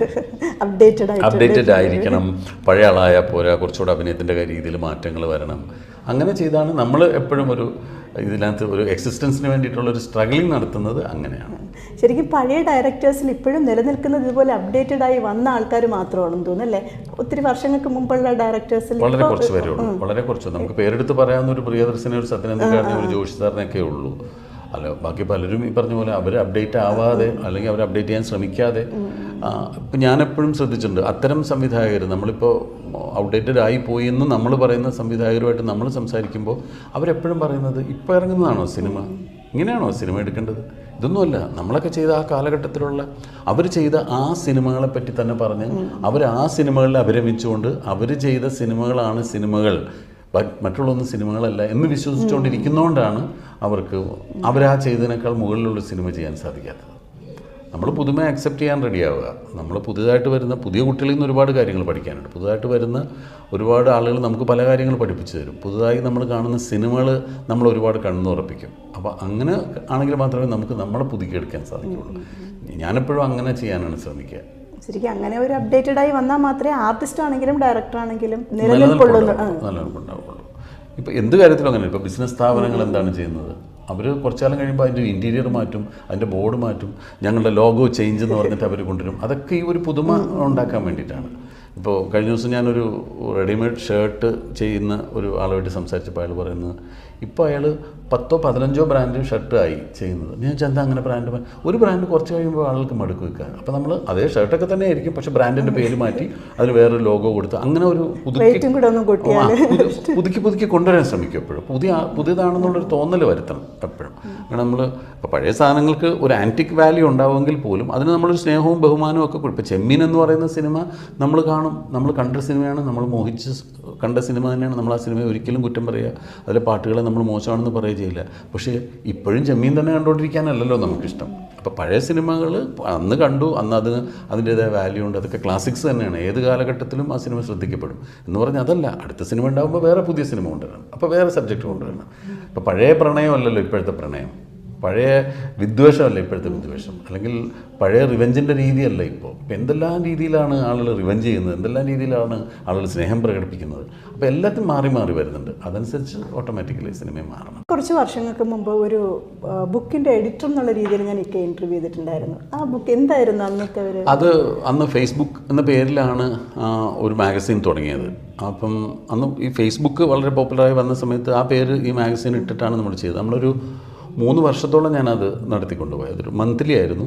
അപ്പോൾ അതുവരെയുള്ള പ്രസിദ്ധീകരണങ്ങളിൽ നിന്നൊക്കെ അതിൻ്റെ കെട്ടിലും മട്ടിലും ഒക്കെ വ്യത്യാസം വരണം, അതിൻ്റെ കണ്ടൻസിലൊക്കെ വ്യത്യാസം വരണം എന്നൊക്കെ പറഞ്ഞിട്ട് എനിക്ക് ഈ എഴുത്തുകാരോടും ഒക്കെ ഒരു വലിയ ബഹുമാനം, ഞാൻ വായിക്കുകയും ചെയ്യും. അപ്പോൾ എനിക്ക് ആ എഴുത്തുകാരോടൊക്കെ വലിയ ഒരു സ്നേഹവും ബഹുമാനമൊക്കെയാണ്. അപ്പോൾ ഒരുപാട് എഴുത്തുകാരുമായിട്ടൊരു അസോസിയേഷൻ ഉണ്ടാവും. പിന്നെ എനിക്കെന്തെങ്കിലും എഴുതണമെന്ന് തോന്നിയാലൊക്കെ എഴുതും. അപ്പോൾ ഞാൻ എൻ്റെ മുഖപ്രസംഗമൊക്കെ ഞാൻ തന്നെ എഴുതുമായിരുന്നു. അപ്പോൾ അങ്ങനെ ഒക്കെ അത് ഡെവലപ്പ് ചെയ്യണമെന്നൊക്കെ ഉള്ളൊരു ആഗ്രഹത്തിൽ തുടങ്ങിയതാണ്. പക്ഷെ അത് വിജയിപ്പിക്കാൻ എനിക്ക് സാധിച്ചില്ല. അതൊരു 3 വർഷം കഴിഞ്ഞപ്പോൾ അത് നിന്നുപോയി. അപ്പോൾ അതിന് പ്രധാനമായിട്ടൊരു കാരണം എന്ന് പറയുന്നത് ഈ ഫേസ്ബുക്ക് എന്ന് പറയുന്ന പേര് നിങ്ങൾ മാറ്റണം എന്ന് പറഞ്ഞിട്ട് എനിക്കൊരു വക്കീൽ നോട്ടീസൊക്കെ വന്നു. അപ്പോൾ അവർ ക്രിയേറ്റ് ചെയ്ത പേരാണ്, ഇംഗ്ലീഷ് പേരാണ്. ഇപ്പോൾ ഫേസെന്നും ബുക്കെന്നും 2 വാക്കുകളുണ്ട്, പക്ഷെ അത് കമ്പൈൻ ചെയ്തിട്ട് ഫേസ്ബുക്ക് എന്നുള്ളൊരു പേര് അവരുണ്ടാക്കിയതാണ്. അപ്പോൾ അതിൻ്റെ ഒരു റൈറ്റ്സ് അവർക്ക് തന്നെയാണ്. അപ്പോൾ അത് നമ്മൾ കോപ്പി ചെയ്യാൻ പാടില്ല. പിന്നെ അതിനൊക്കെ കേസിനൊക്കെ പോയാലൊക്കെ വലിയ ബുദ്ധിമുട്ടുകൾ വരും. പിന്നെ എനിക്കും അതിനുവേണ്ടി സമയം കണ്ടെത്താനും ഒക്കെ വലിയ ബുദ്ധിമുട്ടായി വന്നപ്പോൾ അത് നടത്തിക്കൊണ്ടു പോകാൻ പാടായി. അങ്ങനെ നിന്ന് പോയതാണ്. ഇപ്പോൾ എഴുത്തിനെ കുറിച്ച് പറഞ്ഞല്ലോ, എന്തെങ്കിലും അങ്ങനെ ഒരു സീരിയസ് ആയിട്ട് ഉള്ള ഒരു ബുക്കോ അങ്ങനെ എന്തെങ്കിലും ചെയ്തിട്ടുണ്ടോ? അഭിനയം അറിയാതെ എന്ന് പറഞ്ഞിട്ടൊരു പുസ്തകം ഞാൻ എഴുതിയിട്ടുണ്ട്. അതും എൻ്റെ ജീവിതാനുഭവങ്ങളും ഞാൻ കടന്നു വന്ന പല കാര്യങ്ങളും, ഞാൻ കണ്ടുമുട്ടിയ വ്യക്തികളെക്കുറിച്ചും അല്ലെങ്കിൽ എൻ്റെ ചില കാഴ്ചപ്പാടുകളെക്കുറിച്ചൊക്കെ ഞാൻ അങ്ങനെ എഴുതിയിട്ടൊരു പുസ്തകം വന്നിട്ടുണ്ട്. പിന്നെ ഇടയ്ക്ക് വെറുതെ എനിക്ക് തോന്നുമ്പോൾ എഴുത്തുന്ന പറഞ്ഞാൽ അങ്ങനെ സീരിയസ് എഴുത്തല്ല. ഇപ്പോൾ ഞാനൊരു എന്തെങ്കിലും ഒരു പത്രവാർത്ത വായിച്ചു. അപ്പോൾ എനിക്ക് ചിലപ്പോൾ ആ വാർത്ത വായിക്കുമ്പം ഇപ്പോൾ നമ്മളെല്ലാം കേട്ടിട്ടുള്ളതാണ്, പൊട്ടാസ്യം സയനൈഡ് കൊടുത്തിട്ട് ജോളി എന്ന് പറയുന്നൊരു സ്ത്രീ കുറേ ആളുകളെ ഇങ്ങനെ കൊന്നു എന്ന് പറയുന്നു. അപ്പോൾ നമ്മളുടനെ എല്ലാവരും കൂടെ ജോളിയെ ചീത്ത വിളിക്കുന്നു, അവർക്കെതിരെ നമ്മളിങ്ങനെ പറയുന്നു. എൻ്റെ വാർത്തകളൊക്കെ വരുന്ന സമയത്ത് ഞാനതിൻ്റെ വേറൊരു വശം ഞാനിങ്ങനെ ആലോചിച്ച് നോക്കും. ഒരു സ്ത്രീ അങ്ങനെ ഇത്രയും ആളുകളെ പൊട്ടാസ്യം സയനൈഡ് കൊടുത്ത് കൊല്ലണം എന്നുണ്ടെങ്കിൽ എന്തായിരിക്കും അവരുടെ മാനസികാവസ്ഥ? വെറുതെ അവരങ്ങനെ എല്ലാവരും കൊന്നിട്ട് അവരുടെ ഡെഡ് ബോഡി കണ്ട് രസിക്കാനല്ലല്ലോ ചെയ്യുന്നത്. അപ്പോൾ അവർക്ക് എന്തായിരിക്കും, അവരങ്ങനെ അത് പ്രേരിപ്പിക്കാനായിട്ട് ഉണ്ടാക്കിയൊരു സന്ദർഭം എന്തായിരിക്കും? എന്നിട്ട് ഞാനിങ്ങനെ വെറുതെ എന്തെങ്കിലുമൊക്കെ ആലോചിച്ചിട്ട് ഞാനിങ്ങനെ വേറെ കുറേ കാര്യങ്ങളെ കുറിച്ച് വെക്കും. അതൊന്നും ആരും കാണുക വായിക്കുകയൊന്നും ചെയ്യില്ല. ഞാൻ കുറച്ച് കഴിയുമ്പോൾ അത് ആ പുസ്തകം ഒരു പുസ്തകത്തിലാണ് എഴുതുക. കുറച്ച് കഴിയുമ്പോൾ ആ പുസ്തകം തീരുമ്പോൾ ഞാൻ എവിടെയെങ്കിലും വെക്കും. എവിടെയെങ്കിലും അല്ല, ഞാനത് സൂക്ഷിച്ചിങ്ങനെ വെക്കും. അപ്പോൾ എനിക്കിങ്ങനെ തോന്നുന്ന കാര്യങ്ങളൊക്കെ വെറുതെ ഞാനിങ്ങനെ കുറിച്ച് വെക്കും. അതല്ലെങ്കിൽ ഞാനിപ്പോൾ ഒരു യാത്രയിൽ ഒരാളെ കണ്ടു കഴിഞ്ഞാൽ ഞാൻ ചിലപ്പോൾ അത് നോട്ട് ചെയ്ത് വെറുതെ ഇങ്ങനെ എഴുതി വെക്കും. അത് ഞാൻ ഫേസ്ബുക്കിൽ ഒരിക്കൽ ഞാനങ്ങനെ എഴുതിയിരുന്നു. ഞാനൊരിക്കൽ ട്രിവാൻഡ്രത്ത് ഒരു പ്രോഗ്രാമിന് വന്ന സമയത്ത് അത് ആങ്കർ ചെയ്യുന്നൊരു പെൺകുട്ടിയുണ്ട്. അപ്പോൾ ആ സമയത്ത് ഒരു ശ്രദ്ധിക്കപ്പെട്ട വാർത്തയായിരുന്നു ഈ ബണ്ടി ചോർ എന്ന് പറഞ്ഞിട്ട്, ഓർമ്മയുണ്ട്? ഒരു വലിയ സെക്യൂരിറ്റി ക്യാമറയൊക്കെ ഉള്ളൊരു വീട്ടിലൊരു കള്ളൻ കയറിയിട്ട് മോഷണമൊക്കെ കഴിഞ്ഞ് അയാൾ സെക്യൂരിറ്റി ക്യാമറയിൽ നോക്കി ട്രിവാൻഡ്രത്താണെന്ന് അതൊക്കെ കാണിച്ചിട്ട് അയാൾ പോയി. അപ്പോൾ ആ ന്യൂസിനെ പറ്റി ഇങ്ങനെ പറഞ്ഞുകൊണ്ടിരുന്നപ്പോൾ ഈ ആങ്കർ ചെയ്യണ പെൺകുട്ടി എൻ്റെ അടുത്ത് പറഞ്ഞു, അയാൾ റിയൽ ഹീറോ തന്നെ കേട്ടോ, എന്താണ് അയാളുടെ ഒരു ധൈര്യം കണ്ടില്ല, അയാൾ ക്യാമറയിൽ നോക്കിയിട്ട് അങ്ങനെ. അപ്പോൾ ഞാനിങ്ങനെ മനസ്സിലാച്ചു, ഒരു കള്ളനെ പറ്റിയിട്ടാണ് ഈ കുട്ടി പറയുന്നത്. ആ കള്ളൻ്റെ ഒരു ധൈര്യത്തെയാണ് ഈ കുട്ടി ആരാധിക്കുന്നത്. അപ്പോൾ ഞാൻ ആ കുട്ടിയോട് പറഞ്ഞു, അത് വേറൊരു വീട്ടിൽ കയറിയിട്ട് മോഷണം നടത്തിയതുകൊണ്ടാണ് കുട്ടിക്ക് ആ കള്ളനോട് ആരാധന തോന്നുന്നത്. നേരെ മറിച്ച് കുട്ടിയുടെ വീട്ടിൽ നിന്നാണ് കുറേ കാര്യങ്ങൾ മോഷ്ടിച്ചുകൊണ്ട് പോയെങ്കിൽ ചിലപ്പോൾ ഈ ആരാധന തോന്നില്ലായിരിക്കും. എന്നെ ഞെട്ടിച്ചുകൊണ്ട് ആ കുട്ടിയുടെ മറുപടി, ചേട്ടാ എൻ്റെ വീട്ടിൽ നിന്നായിരുന്നു ഞാൻ ആ കള്ളൻ്റെ കൂടെ എപ്പോൾ പോയെന്ന് ചോദിച്ചാൽ മതി എന്നാണ് ആ കുട്ടി പറഞ്ഞത്. അപ്പോൾ ആ പെൺകുട്ടിയുടെ ഒരു ആറ്റിറ്റ്യൂഡ് അതാണല്ലോ എന്ന് ഞാനിങ്ങനെ മനസ്സിൽ ഇങ്ങനെ അത് കിടക്കുന്നുണ്ടായിരുന്നു. ആ പ്രോഗ്രാം കഴിഞ്ഞിട്ട് പിറ്റേ ദിവസം രാവിലെ ഞാനിങ്ങനെ തിരുവനന്തപുരത്ത് നിന്ന് എറണാകുളത്തേക്ക് പോയിക്കൊണ്ടിരിക്കുമ്പോൾ കഴക്കൂട്ടത്ത് ചെന്നപ്പോൾ അവിടെ ഒരു പഴയൊരു ചായക്കടയുണ്ട്. അപ്പോൾ അത് ഫേമസ് ആയിട്ട് പറയുന്നത് അന്നത്തെ മുഖ്യമന്ത്രിയായിരുന്ന ഇ കെ നായനാരൊക്കെ ചായ കുടിക്കുന്ന കടയാണെന്നാണ് പറയുന്നത്. അതിൽ പക്ഷേ അവിടുത്തെ അതിൽ വലിയ അതിശയോക്തി ഇല്ല കേട്ടോ. പക്ഷേ അവിടെ നിന്ന് ആരായാലും കുടിച്ചു പോകും, അത്ര നല്ല ചായയും സ്നാക്സൊക്കെയാണ്. അപ്പോൾ എൻ്റെ ഡ്രൈവർ അവിടെ നിർത്തിയിട്ട് എനിക്ക് ചായ വാങ്ങിച്ചു തന്നു. ഞാൻ കാറിലിരുന്ന് ഇങ്ങനെ ചായ കുടിച്ചുകൊണ്ടിരിക്കുന്നു. അപ്പോൾ ഈ മഴ പെയ്തിട്ട് റോഡ് സൈഡിലൊക്കെ ഇങ്ങനെ വെള്ളം കെട്ടി കിടക്കുന്നുണ്ട്. അപ്പോൾ ഞാനിങ്ങനെ വെറുതെ ചായ കുടിച്ചിട്ട് ഇങ്ങനെ നോക്കിക്കൊണ്ടിരിക്കുമ്പോൾ നമ്മൾ ചിലപ്പോൾ ഭ്രാന്തൻ എന്ന് പറയാം, അല്ലെങ്കിൽ നമ്മൾ ചിലപ്പോൾ പിച്ചക്കാരൻ എന്ന് പറയാം, അങ്ങനെയൊക്കെ ആയിരിക്കും നമ്മൾ അയാളെ സംബോധന ചെയ്യുക. അങ്ങനത്തെ ഒരാൾ ഒരുപാട് താടി മുടി നീട്ടി വളർത്തിയിട്ട് ഒരു പാൻറ്റോ അല്ല ട്രൗസറും അല്ലാത്തൊരു സാധനം ഒരു കയറൊക്കെ ഇട്ടിട്ട് ഇങ്ങനെ കെട്ടി ഒന്നും ശ്രദ്ധിക്കാതെ താടി മുടി നീട്ടി വളർത്തിയ ഒരാളിങ്ങനെ എന്തോ കടിച്ച് വെച്ചിങ്ങനെ തിന്നിങ്ങനെ വന്നുകൊണ്ടിരിക്കുന്നു. അപ്പോൾ ഞാനിങ്ങനെ മനസ്സിലിരുന്ന് ആലോചിച്ചു. അപ്പോൾ ഞാനാണെങ്കിൽ ആ മഴവെള്ളത്തിൽ ചവിട്ടാതെ എൻ്റെ കാല് വൃത്തികേടാക്കാതെ ചുറ്റി നടന്നു പോകും. അയാൾ ചിലപ്പോൾ ആ മഴവെള്ളത്തിൽ ചവിട്ടി പോരുമായിരിക്കും, അയാൾക്കതൊന്നും അയാളെ ബാധിക്കുന്നുണ്ടാവില്ല. എന്ന് ഞാനിങ്ങനെ അയാളെ ശ്രദ്ധിച്ചുകൊണ്ടിരിക്കുമ്പോൾ അയാൾ നേരെ വന്ന് ആ മഴവെള്ളത്തിൻ്റെ മുമ്പിൽ കുമ്പിട്ടിരുന്നിട്ട് അതിങ്ങനെ കോരി കുടിച്ചു. ആ റോഡ് കെട്ടിക്കിടക്കുന്ന മഴവെള്ളം കോരി കുടിച്ചിട്ട് ഒന്നും സംഭവിക്കാത്ത പോലെ അയാളിങ്ങനെ നടന്നു. ഞാനിങ്ങനെ ആലോചിക്കുക, എന്തൊക്കെ രീതിയിലുള്ള മനുഷ്യരാണ് അയാൾക്ക്. പക്ഷേ ആ റോട്ടിൽ കിടക്കുന്ന ചെളിവെള്ളമൊന്നും അയാളുടെ ശരീരത്തിൽ ഒരു ഉപദ്രവം ചെയ്യില്ല, ഒരു രോഗവും അയാളിൽ വരുത്തില്ല. അയാൾ അതിനേക്കാളൊക്കെ അപ്പുറത്ത് ശാരീരിക ശക്തിയുള്ള ആളാണ്. അതിനേക്കാളും കാലാവസ്ഥയും എല്ലാം അയാൾ നേരിട്ട്, അല്ലേ? നമ്മൾ തണുപ്പത്ത് പുതപ്പ് ആഗ്രഹിക്കുന്ന സമയത്ത് അയാൾ അതുപോലെ കിടന്ന് ഉറങ്ങുമായിരിക്കും. അയാൾ ചിലപ്പോൾ നമ്മളെപ്പറ്റി ചിന്തിക്കുന്നുണ്ടാവും, ഇവരൊക്കെ എന്തിനാ ഇങ്ങനെ ഈ കിടന്ന് പരക്കമ്പോഴേണ്ട കാര്യം, എന്തിനു വേണ്ടിയിട്ടാണ് ഇവരൊക്കെ ഈ കിടന്ന് കഷ്ടപ്പെടുന്നതൊക്കെ ചിലപ്പോൾ അയാൾ ആലോചിക്കുന്നുണ്ടാവും. എന്നൊക്കെ ഞാനിങ്ങനെ ചിന്തിച്ചിരിക്കുമ്പോൾ അയാൾ കാറിൻ്റെ അടുത്തെത്തി. എന്നിട്ട് ഇങ്ങനെ കാറിൽ നിന്നിട്ട് എന്നെ ഇങ്ങനെ നോക്കി. അപ്പം ഞാനിങ്ങനെ ഗ്ലാസ് കത്തിയിട്ട് ഞാൻ അവിടെ കയ്യിലുണ്ടായിരുന്ന ഒരു 50 രൂപ എടുത്തിട്ട് അയാൾക്ക് കൊടുത്തു. അപ്പോൾ അയാളിങ്ങനെ എന്നെ നോക്കിയിട്ടുണ്ട്, എനിക്ക് നിൻ്റെ പൈസ ഒന്നും വേണ്ട. അമ്മ ശരി, പിന്നെ എന്താ വേണം? ആ ചായ ഇങ്ങതാ. അപ്പം ഞാൻ കുടിച്ചിട്ടുണ്ടെങ്കിൽ ചായ കുറച്ച് കുടിച്ചിട്ടുള്ളൂ, ഞാനത് കൊടുത്ത് ആ ചായ മേടിച്ച് കുടിച്ചിട്ട് ആ ഗ്ലാസ് എൻ്റെ തന്നിട്ട് അയാൾ പോയി. അപ്പം ഞാനിങ്ങനെ ആലോചിക്കായിരുന്നു, അയാളുടെ ചിന്താഗതികൾ അതാണ്. ഇപ്പോൾ അയാൾക്ക് പൈസ കിട്ടിയിട്ട് ആവശ്യമില്ല, അയാൾക്ക് ചായ ആവശ്യമുള്ളപ്പോൾ ചായ കിട്ടാനുണ്ടാവും, ചിലപ്പോൾ ഭക്ഷണം ആവശ്യമുള്ളപ്പോൾ ഭക്ഷണം കിട്ടാൻ, പിന്നെ എന്തിനാണ് അയാൾ പൈസയെക്കുറിച്ച് ബോധർ ചെയ്യുന്നത്? അപ്പോൾ ഞാൻ കൊടുത്ത 50 രൂപയ്ക്കല്ല അയാൾക്ക് വാല്യൂ, ആ ചായയാണ് അയാൾക്കപ്പോൾ ആവശ്യം. അത് പറയാനും എൻ്റെ മുഖത്ത് നോക്കിയിട്ട് എനിക്ക് നിൻ്റെ എന്നാ പറയാം, എനിക്ക് നിൻ്റെ പൈസ ഒന്നും വേണ്ട എന്ന് പറയാനും ഒക്കെ ഉള്ള ഒരു മനസ്ഥിതിയുള്ള ഒരാൾ. അപ്പം ഇങ്ങനെ 2 രീതിയിലുള്ള ആളുകളെ ഞാനിങ്ങനെ തലേ ദിവസം പിറ്റേ ദിവസം കണ്ടു. ഒരു കള്ളൻ്റെ കൂടെ ഇറങ്ങി ഒളിച്ചോടി പോകാൻ സന്നദ്ധമായിട്ട് നിൽക്കുന്ന വിദ്യാസമ്പന്നയായ ഒരു പെൺകുട്ടിയും, ഈ ലോകത്ത് നടക്കുന്ന ഒന്നിനെയും ശ്രദ്ധിക്കാതെ, ഒന്നിനെപ്പറ്റിയും ബോധർ ചെയ്യാതെ, ഒന്നും എനിക്ക് എൻ്റെ ഇഷ്ടം, എനിക്ക് ഇഷ്ടമുള്ള കാര്യങ്ങൾ ചെയ്യും എന്ന് പറയുന്ന മറ്റൊരാളെയും കണ്ട കാര്യമൊക്കെ ഞാനിങ്ങനെ ബുക്കിൽ എഴുതിയിരുന്നു. അപ്പോൾ ഇതുപോലുള്ള കാര്യങ്ങൾ കാണുമ്പോൾ ഇതൊക്കെ ഞാൻ എവിടെയെങ്കിലും വെറുതെയൊക്കെ ഇങ്ങനെ കുറിച്ച് വെക്കും. അതല്ലെങ്കിൽ ഇപ്പോൾ നമ്മളിപ്പോൾ ഫോണിൽ നോക്കിക്കൊണ്ടിരിക്കുമ്പം മുമ്പ് മറ്റു പലരും പറഞ്ഞ തമാശകളും അങ്ങനെയുള്ള സംഭവങ്ങളും ഒക്കെ വരുമല്ലോ. അപ്പോൾ അതൊക്കെ അന്ന് കണ്ടു വിട്ട് കഴിഞ്ഞാൽ ചിലപ്പോൾ മറന്നു. അപ്പോൾ ഞാനതൊന്ന് ജസ്റ്റ് കുറിച്ച് നോക്കും. ഈ കുറിച്ച് വെച്ച പുസ്തകങ്ങൾ ഞാൻ പിന്നീട് എടുത്തിട്ട് വായിക്കുമ്പോൾ ഞാൻ തന്നെ അത്ഭുതപ്പെട്ടു പോകും, അയ്യോ ഇങ്ങനെ ഞാൻ എഴുതി വെച്ചിരുന്നു ഒരു കാര്യം. അപ്പോൾ അങ്ങനെയൊക്കെ ചില വാക്കുകളൊക്കെ ഇപ്പോൾ നമ്മൾ വായിക്കുമ്പോൾ നമ്മൾ കേൾക്കുക. ഒരിക്കൽ ആരാണ് പറഞ്ഞതെന്ന് ഓർമ്മയില്ല, അയാൾ എഴുതിയിരിക്കുന്നു, ചിലർ ആത്മഹത്യയെ ഭയന്നിട്ട് ജീവിക്കുന്നു, മറ്റുള്ള ചിലർ ജീവിതത്തെ ഭയന്നിട്ട് ആത്മഹത്യ ചെയ്യുന്നു. അതൊക്കെ നമ്മുടെ കണ്ണു തുറപ്പിക്കുമല്ലോ. അപ്പോൾ അങ്ങനെയൊക്കെയുള്ള എന്തെങ്കിലും കണ്ടു കഴിഞ്ഞാൽ ഞാനങ്ങ് കുറിച്ച് വെക്കും. ഇപ്പം ഭാവി സിദ്ദിഖിൻ്റെ ഡയറി കുറിപ്പുകൾ എന്ന് പറഞ്ഞിട്ടൊരു അങ്ങനെയൊന്നും ഉണ്ടായെന്ന് വരണമെന്നില്ല, അങ്ങനെയൊന്നും വരണം. ഞാൻ അതിന് വേണ്ടിയിട്ടൊന്നുമല്ല. പക്ഷെ എനിക്ക് എൻ്റെ ഓർമ്മയിൽ വരുന്ന കാര്യങ്ങൾ ചിലപ്പോൾ തോന്നുന്ന കുറിച്ച് വെക്കാൻ എനിക്കിഷ്ടമാണ്. എനിക്ക് തോന്നുന്നു ഇപ്പം പറഞ്ഞിട്ടുള്ള കാര്യങ്ങൾ വെച്ചിട്ട് ഒരു ബുക്ക് ആക്കുകയാണെന്നുണ്ടെങ്കിൽ അത് ആൾക്കാർക്ക് വായിക്കാൻ ഒത്തിരി ഇൻട്രസ്റ്റ് വരുന്നത്. ഇപ്പോൾ ഇതൊക്കെ നല്ല എക്സ്പീരിയൻസ് അല്ലേ? അതൊക്കെ ചിലതിങ്ങനെ ഓർത്ത് എഴുതി വെക്കും. അപ്പം ഞാനൊരിക്കൽ ഇപ്പം വൈക്കം മുഹമ്മദ് ബഷീർ പറഞ്ഞ കുറേ തമാശകളിങ്ങനെ കുറിച്ച് വെച്ചിട്ടുണ്ടായിരുന്നു.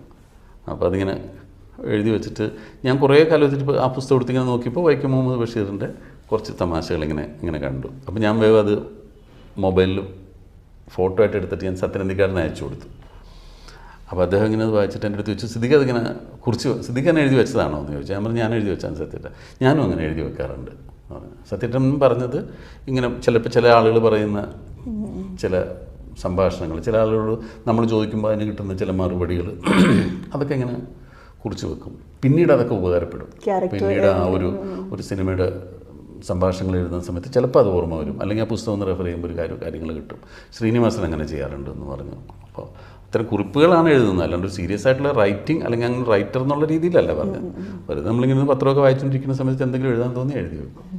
ഭാവിയിൽ ഒരു സ്ക്രിപ്റ്റോ ഇല്ലെങ്കിൽ ഒരു ഡയറക്ഷനോ ഒക്കെ പ്രതീക്ഷിക്കാമോ? ബുദ്ധിമുട്ടായിരിക്കും. കാരണം എനിക്കങ്ങനെ ഞാൻ ട്രൈ ചെയ്തിട്ടുണ്ട്. എനിക്കൊരു ഇൻസിഡൻറ്റ് ഇപ്പം എൻ്റെ മനസ്സിൽ തോന്നിയ ഒരു കഥ, അത് എങ്ങനെ സ്ക്രിപ്റ്റ് ചെയ്യണമെന്ന് ഞാൻ പല രീതിയിലും ആലോചിച്ചും എഴുതിയും ഒക്കെ നോക്കിയിട്ടുണ്ട്. പക്ഷേ ഇതുവരെ സക്സസ്ഫുൾ ആയിട്ടില്ല. എനിക്കതിൻ്റെ ഒരു സ്ക്രിപ്റ്റിങ്ങിൻ്റെ ഒരു ടെക്നിക്ക് എനിക്ക് മനസ്സിലാക്കാൻ പറ്റിയിട്ടില്ല. പേഷ്യൻസ് ആണോ അതോ? പേഷ്യൻസ് അല്ല, ഞാൻ കുറേ ആലോചിച്ചാലും വഴിമുട്ടിപ്പോവും. പിന്നെ കൊണ്ടുവന്ന് ഇതെങ്ങനെ ഇപ്പം നമ്മളൊരു സംഭവം എഴുതി, സീൻ 1, ഒരു വീട്ടിൽ നടക്കുന്ന ഒരു ഇൻസിഡൻറ്റ്, അത് കഴിഞ്ഞ് അടുത്ത സീൻ വന്നു, അതിനോടനുബന്ധിച്ച് മറ്റൊരു സീനിലേക്ക് വന്നു. അപ്പോൾ എനിക്ക് പറയാനുള്ള കഥ എൻ്റെ മനസ്സിലുണ്ട്. അത് സീൻ വൈസ് ആക്കി കുറച്ച് കഴിഞ്ഞ് വന്നുകൊണ്ട് ഇനിയിപ്പോൾ എങ്ങനെ പറയിക്കും, അങ്ങനെ നിന്ന് പോകും. അപ്പോൾ വേറൊരു കഥ ആലോചിക്കും. അപ്പോൾ അങ്ങനെ സ്ക്രിപ്റ്റിംഗ് എന്നെക്കൊണ്ട് ഞാൻ പല രീതിയിലും ശ്രമിച്ചു നോക്കിയിട്ടുണ്ട്, അതിനെക്കൊണ്ട് സാധിച്ചിട്ടില്ല. പിന്നെ സംവിധാനം എന്ന് പറയുന്നത് വളരെയധികം ക്ഷമ വേണ്ട ഒരു ജോലി. ഇപ്പോൾ ഞാൻ അഭിനയിക്കുന്ന സിനിമയിലെ സംവിധായകരൊക്കെ പെട്ടെന്ന് ചില ഷോട്ടൊക്കെ പ്ലാൻ ചെയ്യുമ്പോൾ ഞാൻ ആലോചിക്കും, എങ്ങനെ ഇവരുടെ മനസ്സിലേക്ക് ഇങ്ങനത്തെ ഒരു ചിന്ത വന്നു. ഇപ്പോൾ ആ ഷോട്ടില്ലെങ്കിലും ആ സീൻ എടുക്കാൻ പറ്റും. പക്ഷെ അവരതിനെ വേറൊരു ആംഗിളിൽ അത് കാണുകയും അതിനെ വിഷ്വലൈസ് ചെയ്യാനൊക്കെ ശ്രമിക്കുന്നത് കാണുമ്പോൾ അവരോട് വലിയ ബഹുമാനം തോന്നും. എന്നെക്കൊണ്ട് അത് പറ്റില്ല എന്നുള്ള തിരിച്ചറിവും അപ്പോൾ ഉണ്ടാവും. ഓരോരുത്തർക്ക് ഓരോന്ന് പറഞ്ഞിട്ടുണ്ടെന്ന് എന്ന് പറഞ്ഞ പോലെ അത് അവർ കാണുന്നൊരു രീതി അങ്ങനെയാണല്ലോ. ഇപ്പോൾ ഒരു സംവിധായകൻ ഒരു സിനിമ കാണുന്ന പോലെ ആയിരിക്കില്ല ഞാൻ കാണുന്നത്. ഞാൻ എപ്പോൾ സിനിമ കാണുമ്പോഴും അതിനകത്ത് ആക്ടേഴ്സിൻ്റെ ഭാവങ്ങൾ മാത്രമാണ് ശ്രദ്ധിക്കുക. എനിക്ക് വേറെ ഒന്നും ശ്രദ്ധിക്കാൻ അറിയില്ല. ഇപ്പോൾ ചിലർ സിനിമ കണ്ടിട്ടൊക്കെ ഇങ്ങനെ റിവ്യൂസൊക്കെ എഴുതുന്ന കാണാം, സൂപ്പർ BGM ആയിരുന്നു, ഇതിൻ്റെ BGM ഞെട്ടിക്കുന്ന BGM. ഞാൻ പലപ്പോഴും പല സിനിമയുടെ BGM കേൾക്കാറ് പോലും ഇല്ല. അതിലല്ല എൻ്റെ കോൺസെൻട്രേഷൻ. അപ്പോൾ ഞാൻ അവരഭിനയിക്കുന്നതാണ്, അയ്യോ എങ്ങനെ ഇയാളിത് ഈ എക്സ്പ്രഷൻസ് കണ്ടിട്ട് എനിക്ക് പരിചയമുള്ളവരോടൊക്കെ ചോദിക്കുകയും ചെയ്യും, എങ്ങനെ ആ എക്സ്പ്രഷൻ എടുത്തു നീ എന്നൊക്കെ ചോദിക്കുമ്പോൾ അത് ആ സമയത്ത് അങ്ങനെ വന്നതാണെങ്കിൽ എന്നൊക്കെ ഇവർ പറയുകയൊക്കെ ചെയ്യും. അപ്പോൾ എപ്പോഴും ഞാൻ ശ്രദ്ധിക്കുന്നത് ഒരു ആക്ടിങ്ങിലായിരിക്കും. ഒരു ഡയറക്ടർ ശ്രദ്ധിക്കുന്നത് അങ്ങനെയല്ല. അത് അദ്ദേഹം ആ കഥ അല്ലെങ്കിൽ ആ സീൻ എങ്ങനെ അത് വിഷ്വലൈസ് ചെയ്യാൻ അയാൾ ശ്രമിച്ചിരിക്കുന്നു എന്നുള്ളതിൻ്റെ പോരായ്മയും മേന്മയും ശ്രദ്ധിക്കുന്നുണ്ടാവും. എനിക്കൊരിക്കലും അങ്ങനെ പറ്റിയിട്ടില്ല. അപ്പോൾ അതുകൊണ്ടൊരു സംവിധായകനാവുക എന്ന് പറയുന്നത് അതിനെക്കൊണ്ട് സാധിക്കാത്തൊരു കാര്യം തന്നെയായിരിക്കും. സിദ്ദിഖ് ഇപ്പോൾ കുറേ കാര്യങ്ങൾ ഇപ്പം എനിക്ക് തോന്നുന്നു പല ഇൻ്റർവ്യൂവിലും ഒക്കെ പറഞ്ഞിട്ടുള്ള കാര്യങ്ങളായിരിക്കും. പക്ഷേ എനിക്ക് തോന്നുന്നു കുറച്ച് എന്തെങ്കിലും പുതുമ ഇത് നമ്മുടെ പ്രേക്ഷകരിലേക്ക് കൊടുക്കാൻ പറ്റി എന്നാണ് എൻ്റെ ഒരു വിശ്വാസം. അത് പ്രേക്ഷകർ തീരുമാനിക്കട്ടെ, പറയാൻ പറ്റില്ല. ചിലപ്പോൾ ഇൻ്റർവ്യൂ കണ്ടിട്ട് പറയാൻ വന്ന് ഇയാളെല്ലാ ഇൻ്റർവ്യൂവിലും വന്നിരുന്നത് ഇത് തന്നെയാണല്ലോ പറയുന്നതെന്ന് ചിലപ്പോൾ പറഞ്ഞു തന്നിരിക്കാം. അപ്പോൾ അങ്ങനെ ആരെങ്കിലും പറയുമ്പോഴാണ് നമ്മൾ വീണ്ടും നമ്മളെ കറക്റ്റ് ചെയ്യാൻ ശ്രമിക്കേണ്ടത്. എപ്പോഴും വിമർശനങ്ങളെ അങ്ങനെയാണ് ഞാൻ നോക്കിക്കാണുന്നത്. നമ്മൾ കറക്റ്റ് ചെയ്യണമെന്നുണ്ടെങ്കിൽ നമ്മൾ ആളുകൾ വിമർശിക്കണം. അതല്ലാതെ എല്ലാവരും നമ്മളെ പറ്റി നല്ലത് തന്നെ പറഞ്ഞിട്ടിരുന്നാൽ നമ്മൾ നന്നാവില്ല. എന്തായാലും റിപ്പീറ്റ് വന്നാൽ ജമാലിൻ്റെ പുഞ്ചിരി ഒരു പുതുമ തന്നെ ആയിരിക്കും. കാരണം ഇത് ഇതുവരെ പറഞ്ഞിട്ടുണ്ടാവില്ലല്ലോ, ആദ്യമായിട്ട് പറയുമല്ലേ. ജമാലിൻ്റെ പുഞ്ചിരിയെ കുറിച്ച് ഈ ഇൻ്റർവ്യൂവിൽ മാത്രമാണ് പറഞ്ഞിട്ടുണ്ടാവുക. എന്തായാലും നമുക്ക് ഇങ്ങനെ ഒരു ഇൻ്റർവ്യൂ തന്നാൽ വളരെയധികം നന്ദി. ഒരുപാട് സന്തോഷം.